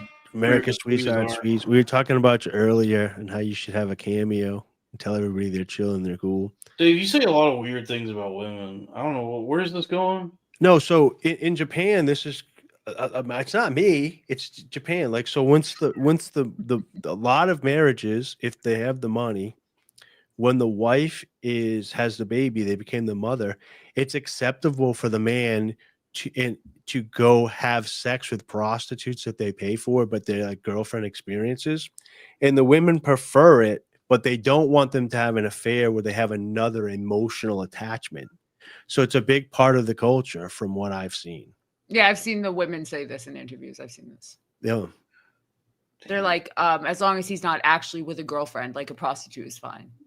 Yeah. So because they're saying like, because they look at it culturally like the mother is a mother now and not a sexual being. And so then they need a new sexual being, but also because the finances are so tough that there's a lot of what they like sex work there too, because the men that are rich and the men that don't put it all into video games and anime in themselves. I dated a woman who wanted to keep the relationship open, and I thought about killing myself. So that doesn't work if you want it closed, but like this is a Christian. I need a second podcast where I can talk about stuff that goes on in my life, because this is the well, I don't get it. I mean, to each their own, but I feel like if you really like someone, you're not going to be interested in other people. Maybe have you heard of the dating app Feld? F-E-E-L-D. Oh, for fans of Seinfeld? Yeah, for fans of Seinfeld. Okay, yeah. Or maybe it's Field. Basically, it is an alternative lifestyle dating app. And so just about there is people that are monogamous on there, but most of the people on there are like in ethical non-monogamous relationships, or three-ways, or they have multiple, they're polyamorous, where they have multiple relationships or whatever. And it's a dating app for those types of people. Yeah. No, I'm a wife guy, dude. But if you go in there with the idea that you can go on there and meet multiple women that want to be in multiple relationships. And so if you go into that headset, it's not as bad that if you're in a relationship where you want to be with somebody and just them, and then they're like, well, I want to open the relationship, then that's not really an open relationship. That's you getting kind of cheated on because you don't want to be in an open relationship. I've always dreamed of having a beautiful wife. Yeah. I like that for you. I think that'll happen for you. Yeah. If like, you, dude, you got to get some feelers out there. You putting any feelers out there for a No, life? I'm doing some other things with my life right now. I'm I'm in meme coins. But dude, yeah, this like we'll wrap this up soon. This has gone on long enough.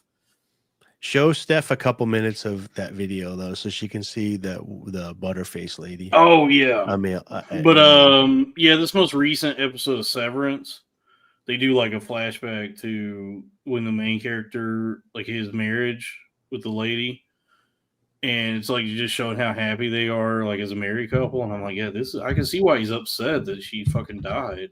Yeah, dude. Relationships are a lot of work, but when you're in a really good committed relationship, there's nothing better. When you feel safe, like you don't feel like they're up to nothing and they don't want to be up to anything and you don't want to be up to anything. Dude, like that, you do feel your final, like your peace on earth. And there is like a Garden of Eden. I don't know, like a different kind of eroticism, like that scene in Eyes Wide Shut where he's in the bathroom getting ready while she's just pissing. You know what I mean? It's like that kind of like a closeness where you're like comfortable being in each other's presence during like those kinds of moments, like while you're pissing and brushing teeth, taking a dump. It's like not necessarily erotic. I guess for some people it might be, but it's also like I don't know. I don't know what I'm. You know, I don't like maybe I do just want to look like see a girl take a piss. I don't know. But like, what's the point of a relationship if it's not that? Why settle for something less than that? Yeah, why settle? So for you less guys really want to go full animalistic when you meet somebody? Well, no, I just mean like when you develop like a closeness with someone where you get like comfortable enough with each other that you like be in the bathroom together while you like she's pissing and you're brushing your teeth. Yeah, I get that, but like I want alone time if I'm taking a shit, and vice versa. No, but I'm saying I guess honestly I want to watch my wife take a piss. Maybe that's what I'm saying. So what is this? We don't have to watch the whole thing, and it's not a really Christian friendly. It's the body of themes. It's censored or whatever, but just to give you an idea of that woman. Folks, you might have seen this in advertisements on TikTok. Yeah, this was all over fucking TikTok. She's the butterface, but she kind of looks like the woman that you were mentioning earlier. That's old. She kind of like looked like that, but this woman's in her 20s. I think she's only like 24, 25. She's busted, dude. Yeah, I would go right out to say that she's not even mid. But I do like butterfaces. Yeah. And I do like this kind of Zeph attitude to this video. Is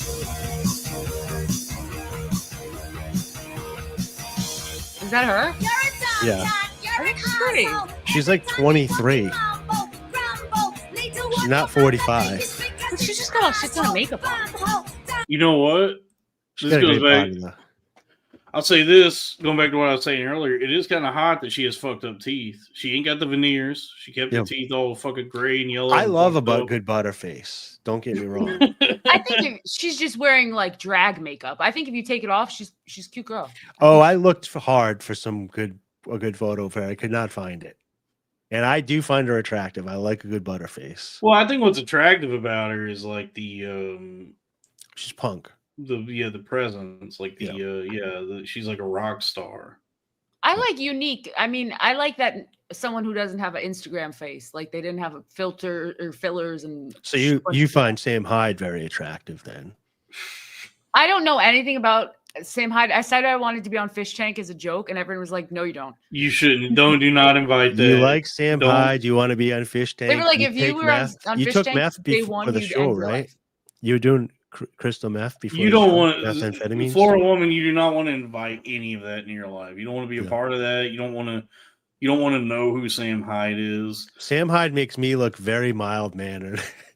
I was not aware Sam Hyde had such like sycophants, like devoted followers. Because like I don't like him. I think he's like a bad person and not creative enough to be as like worshipped as he is.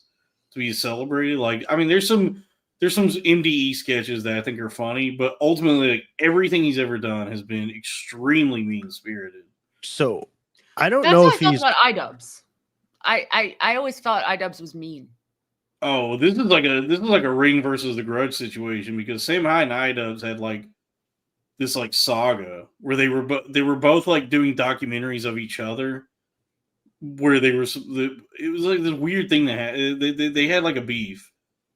They're both annoying, but yes, Sam is like I think Sam Hyde's like an actual bad person. Yeah, I had a bad experience with him in Vegas at Skankfest, which is crazy. It might be because he's all juiced up and he's definitely doing like HGH in steroids, I would say.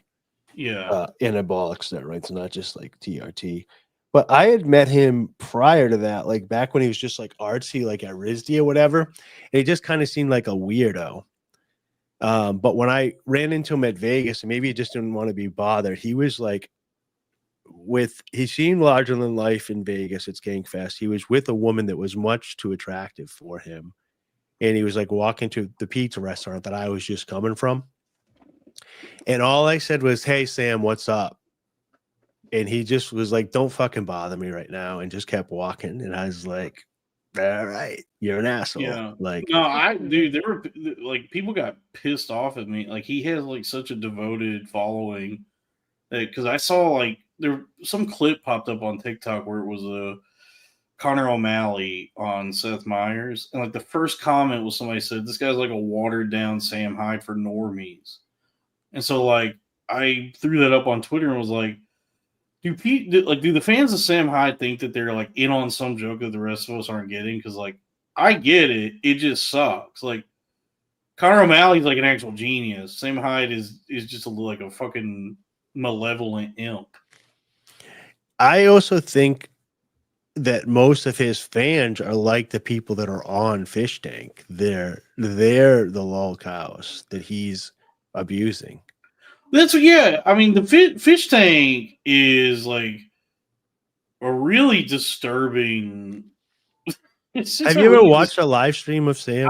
He will literally take $50 from somebody for like whatever and just be like, "No, I'm not going to do that. That's fucking dumb." When Fish Tank started, there were people reaching out to me to tell me like, "You have to see Fish Tank," and I watched some of it and I was like, "This is just so what?" He just like. He found some like broke mentally ill people and put them in a house, and he's like Truman Show. And then he breaks them. He does like freaking like what they did to freaking Muammar Gaddafi when they were trying to like get him out of his house, but films it.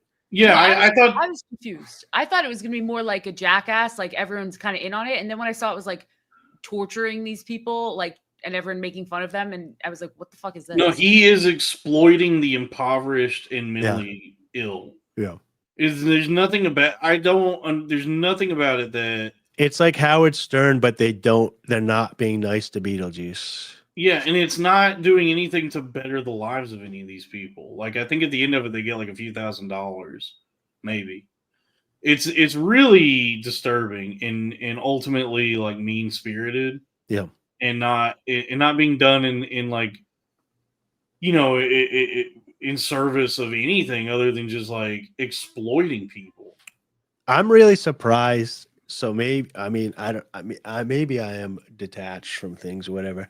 I don't see Florida Woman Steph. I don't see you like a locale at all. But you keep saying that you feel like you are and that people are laughing at you in your DMs and stuff. Well, I don't think that at all. I think people more or not, if anything, and we've had this discussion on the show. If you do art and people are trying to figure out like which arc is she going to take? Is she going to go wholesome art or is she going to become an OnlyFans and going to see her butthole in 6 months? That's what people tune in for more. That'd be cool. They want to know which. They're like, there's two wolves inside of her. That half are waiting for you to break and make an OnlyFans, and the other half are like watching you, hoping that you get married and like find. You remember when Jessica Day on New Girl finds the guy that plays the ukulele? I think a lot of people are rooting for you to find your little dork that plays the ukulele with you, and the other half is hoping that they get to see your butthole. Well, I wouldn't do anything that would ruin my future. I know where to draw the line, and I know what I want. I have goals that I want to achieve, so I wouldn't do anything stupid. I just do things for fun. That's all I want to do. I want to have fun and be nice to people. No, I get that. I don't see people looking at you like a lol cow. I get added to group chats where people are so mean to me, and then they kick me, and I'm like, what did I do? I leave group chats. You see, look at what Kanye just tweeted. I heard AIDS is a great way to lose weight.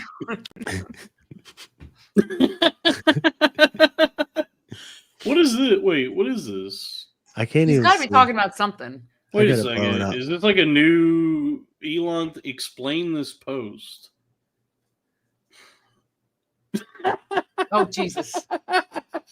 Kanye West post references AIDS wasting syndrome, a condition causing significant weight loss in AIDS patients, as noted in medical literature from WebMD, though his statement is flippant and lacks medical accuracy. The remark comes amid ongoing controversy over West's history of provocative and offensive statements, including recent anti-Semitic comments that have drawn widespread criticism and led to severed business partnerships, as reported by CBS News and AJC. Public health studies like those from Penn State University suggest controversial celebrity remarks about illnesses can negatively impact public health perceptions, potentially downplaying the seriousness of diseases like AIDS. Oh, I didn't know Grok was woke, folks. That's something. Wow. There he goes. Kanye's wildin', as they say. His people say wildin'. We should probably wrap this up, dude. It's been like 3 hours. I gotta work in the morning. Yeah, I gotta fix my thing before everything smashes down. All my fucking meme coins are down, dude. I'm so upset. Yeah, I really thought Farcoin was the future, Dalton. I'm sorry to hear that. Is there a Christian coin? Is there a what? Like a Christian coin? Probably. Yeah, there probably is. It's just like actually look into White Rock, Dalton. If you get a second. White Rock. Yeah. What is that? It's actual utility coin that's worth like 0.0005 right now. I'm not sure. It's basically a way similar to Hedera, but Hedera to take multiple coins or multiple chains all together. This is like an ETF. But I think BlackRock's already invested in it. I gotta reinstall my VPN because you need a VPN to buy it. To buy White Rock? Yeah, you can't get it in the US. So that's cool. I know about a different kind of White Rock. Yeah, yeah, I know. You're a meth head. She told us right before she got in the air that she prescribed did meth. There was probably like a good 2 months where you would not be wrong in thinking that Fartcoin is the future of finance because it had a good run and it had some longevity. Like it lasted longer than like a lot of meme coins where it like was over $1 for quite a while. And then the whole market crashed. But we'll see what happens. I'm hopeful. I think I got something that'll bounce. Fart Club is doing well. I'm hoping. I don't want to bring it up too much more, but I'm gonna be big. I'm just shifted some money, and I'm shifting some more money out of some accounts, and I'm gonna make the biggest crypto purchase I made in my life all at once. Ooh. And I've done a lot of research, and I'm really hoping it's at the bottom because this is gonna make or break my whole life when I do this. Well, you trying to scoop the bottom of Ethereum? Trying to scoop the bottom of Aerodrome on the USDC with a huge position that would be making 1% a day on the money and rolling it over. But things could go south really quickly because if it drops, I'm stuck in that position even further, waiting for it to rebound. And the project's only like a year and a half old. But if it shoots back up to $2, not only am I making 1% on it, all that money is going to 4x, and then I really will be able to have fuck you money for once. That's cool. I mean, I still have like 2,249 XRPs. And if that goes to the thing with DeFi, Dalton, and I know you're in the XRPs and stuff, and that's good, is so say I put, you put 10K into something, right? Yeah. You could do it with 100K. You could do it with 1,000. Right now, I tested this theory with $1,000, and I'm going to put a lot more money in there. But the 1,000 is making $10 a day, right? Mm-hmm. Then I put the $10 back in there. Now it's 1,010, and so on and so forth. And it's making $10 plus that, whatever. So if you did it with 100,000 at 1%, you'd be making $1,000 a day. And then the next day you have 100,000 and 1,000. And I know it seems those are huge numbers, but it rolls up. If you look up the rule of 72, especially with those high percentages, in like 40 days, you can double your money. I thought the rule of 72 was if you committed, did like a suicide bombing. Yeah, you hit 72. Yeah. yeah. No, it has to do with the fact that when you do compound interest and you're looking to multiply it, that you use the factor of 72 or something like that. Yeah, within the equation or whatever, which sucks because I used to be able to do all this stuff. AI is making me dumber because like I used to do a lot of this stuff by hand, and and then some of it you would make the formula and you would put it in a spreadsheet, but at least you had to know the formula to put it in the spreadsheet. Yeah. Now I type the stuff into Chat GPT or DeepSeek and it does it for me. Dude, speaking of by hand, it's like they keep trying to come up with new ways for guys to jack off. Like the flashlight and then like the auto blow and all that. I've never used like any of the auto things or anything like that, but I did try using a flashlight at one point. Yeah. And it's like not that enjoyable of an experience. It's I mean like I guess like yeah, I think the flashlight's good. I think like ultimately, I guess like it does feel that's space. Like in some way, I guess like it does. I guess like technically it does feel better than like using your hand. I'll explain why in a second. But it's such like a foreign experience. Like it's so odd. Yeah. And then like and then you have to like clean it when you're done. That it's just not as enjoyable. Well, you know the joke, gripping it and ripping it, dude. Not who I've heard Lewis make it a bunch of times, but it could, somebody else probably made it at some point or whatever. It's like he's like you pay $60 for a flashlight, then you come in it and you throw it away. It's like, oh, it's like a real woman. Well, no, you don't throw it away. You clean it. Yeah, but so the reason out and take it over to the sink and wash it out and let it. Here's dry. what I would recommend, Dalton: get a quick shot flashlight. No, I don't need anything with that. Just hear me out. I'll give you the example for the young guys in the cat. So the quick shot flashlight, it's probably about this big. I know what it is. It's the open-ended. Yeah, it's an open-ended thing, and you just throw the plastic part or store it in the plastic part, but take that off and get just the sleeve part in your hand with some lubrication. But the reason you want to do this is because it's actually going to keep the blood flow in your penis, and it's going to keep you from getting like kung fu grip on your dick, so that when you actually go to have intercourse with an actual woman, your penis isn't abused from your rough hand, like squeezing your like penis. I'm watching. Yeah, that's not an issue for me. Die, her innocence die. She listens. No, the issue for me is I just am like.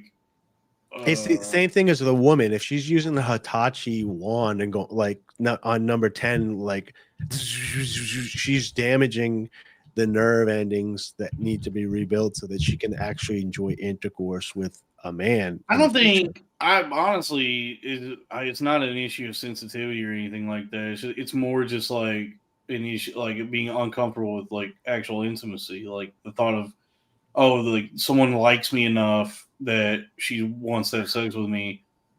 There's like some block in my mind where I can't like develop like the closeness necessary to be in the moment and like it, let go to where the sex is. Robbie said it best when he was picking on you the other day when he's like, "Oh, I don't know what it is, man. I just can't like fall instantly in love with a woman." It's not even that, dude. I'm talking about just like even with like cat, like if it's like it's just more like I'm in my own head.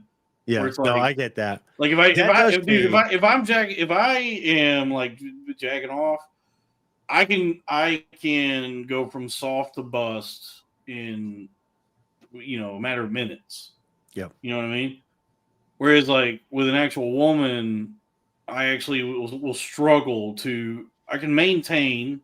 Have you tried a guy's anus? I've not, and maybe that's a trick. But I struggle to like let go enough to achieve like climax, as they say. I get that. You know what I mean. So, and it has to do with the fact that, and there's a lot of things in my life where I feel as though I'm more of a spectator of my own existence rather than an active participant, and that's especially exemplified in moments of like physical intimacy. So I do. This is a common experience. I experience this as well. I bet you Steph has experienced this and people in the chat. So when you're first close and intimate with somebody, like in the bedroom, and you do feel detached, where you're watching yourself with them and you're nervous, there's an insecurity that you're like, okay, well, I got to try to be good at sex, right? So that they don't leave me. And if you're making the sex the huge part of the relationship, where it's the whole thing of the relationship, it's the glue to the relationship, then you're going to feel like that. If you can build a bond with the person, you can literally just say, look, I'm nervous. Like, this is the first time we're doing this stuff. I want to get to know you, whatever. And if you're with somebody good, then they're going to realize that. If you have somebody that's like a complete whore, male or female, they're going to be like, just loosen up, because then what'll happen is, for me, I'll get the exact opposite. I'll be watching myself, kind of like what you're saying with the Jason Bateman character or whatever, an American Psycho, where you're banging them and they're having a great time, but they're only having a great time because you're not in the moment. You're just watching yourself be great. Right. So you can either watch yourself be terrible or watch yourself be great. It still sucks for you. You want to get to a point where you're close with the person, you're relaxed. Well, I think no matter what, I'm bad at sex. No matter what happens. Like no matter what, I'm not good at sex. But if you end up, I know I'm going to sound like your dad telling you about the birds and the bees, but this is true through all ages. Is like, when you find something you really like and they really like you, you just make it work and you experiment with stuff and it's fun and kind of like giggly and stuff like that. But when you are super horny and you try to get back into a relationship, then you hyper fixate on the sex and all you want to have is the sex, and then it's not good because like you haven't built everything up to the sex. It's come too quickly. Girls are scary. They are. Perhaps there's a Bible verse. It's supposed to be. Perhaps you can switch from fleshlights to Bible verses. But I was just going to say, but sex is supposed to be scary. It's a huge thing. A child can be born. It's pretty small. That anxiety is should be there. And it should be natural. You can bring life into the world with sex. So it's not supposed to be taken lightly. So speaking of God and the Bible, that's God and that's the Bible and that's your instincts and your DNA telling you you're about to do something tremendous. Like you could bring a child in. So watch out. Take this seriously. This is not to be taken lightly, what you're about to do. Yeah. Yeah. That's why when you like get married and everything, you're supposed to be able to relax, because if you do get pregnant, it's within wedlock and everything's going to work out. You can figure it out. I busted inside one time, and in that moment, I saw the birth of the universe and all of history up till that moment in a flash. Have you Matt McCusker talked about this, and I felt seen, really. I tried to explain this to my friends a couple times and they never said this. They lied about it, or they said no thing. But I've had times where I've had sex, and when you climax, it feels like you're shooting a lightning bolt. Like you imagine it in your head and you feel like you're shooting energy in a lightning bolt into the woman. No, I'm not. And Matt McCusker said it too. And I was like, thank you. Yes. But you have to be in the moment. There's got to be a closeness in between the two individuals to have that energy exchange. Well, that's the show, folks. Yeah. Florida Woman, thank you for joining us. You're welcome anytime. Thank you for having me. I had a lot of fun. Just let me know when, and I'll come back. Yeah, anytime. You're a fan favorite, it seems like, based on the chat. We love you here at the network. Well, ask the chat. Should we have Florida Woman back in the next month? Just put it in the chat. She's welcome anytime. I don't, Whenever. Just let me know. Well, that was the cue. They were all supposed to be like, yes, of course, she's the best. Woohoo! They're all like throwing tomatoes. Thank you for the super chats, everybody. Thank you for everyone that supports Corn Fed and everything we do here at the network. I am going to fix the audio feed soon. That's been requested of me, and I got to fix that.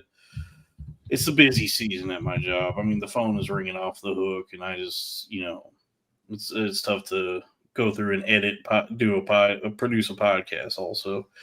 But dude, we're gonna do and I'm exhausted at the end of every day. Prayer, but can we just do one thing first? Just what? Steph, we forgot to ask you, can you just name one thing that you're grateful for that happened to you this week? I am grateful for, I don't know. I'm grateful every day. I really am. I think I'm the luckiest person on earth. I don't know. I really am grateful for everything. All right. So what's one thing that you can think of that you're grateful for then? I woke up this morning and I cuddled with my cat, and it was fantastic. She gave me lots of cuddles, and it was wonderful. Nice. I got a question for you. What's your favorite flavor of Gatorade? Of what? Gatorade. Red. Good answer. That's good. Why are you gay? Gatorade. We haven't done that lately, but it's like that was like a question. Me and Sal on Cornfield asked somebody, I was like, "What's your favorite flavor of Gatorade?" During the celebration. And like we would find out like anyone who knows Gatorade by their answer because it's colors, not flavors. So red is a good answer. Yeah, I like the dark purple. Yeah, fierce. Because anyone that would name Fierce like purple. the actual fruit flavor or whatever, I'd be like, you don't know Gatorade. I don't even know that they're fruit flavored. I just thought they were colors. Because it's colors. Yeah.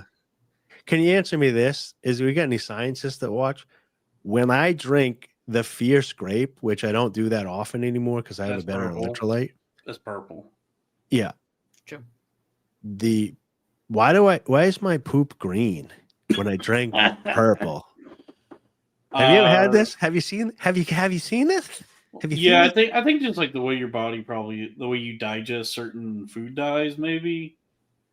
It turns into like a baby, like eating peas for the first time, and I'm like, how does purple turn into green through my body? Because I think turds and like doo doo can only have. I think there's like only a few colors that can exist that it has. The main one is brown. If you take Pepto-Bismol, it'll turn black. And then, but this is not an organic green. It is a right. That's what I'm saying. Is like it's like a food coloring green, but you would think it would be like a food coloring purple. Well, that's what I'm saying. Is like it's so if you eat a bunch of beets, it'll be red. And then anytime I've had like a lot of bright artificial, especially if I go get snow cones. It's not like I eat like a blue snow cone and my turds are blue. It does like become like a green color. So I think it has something to do with the way you process like food dye. I wouldn't know about this any of this because I'm a girl. So women don't poop. We know that. Mm-hmm. Yeah. So maybe we could do some research on that. But that folks, I guess we'll do a prayer and we'll end it then. Say a quick prayer. Everybody bow your heads. Father God, thank you for another day. Any day above ground is a blessing. Any day we got air in our lungs. So thank you for that. Thank you for bringing us together and allowing us to do a wonderful podcast and sharing each other's company and the joy and all that. And we just pray that everybody has a good time and lives a good, happy, healthy, long, beautiful, righteous life. And it's in Jesus' name that we pray. Amen. Amen. All right. End the feed and I'll play the theme song on the way out. Whoever hates me hates my father also.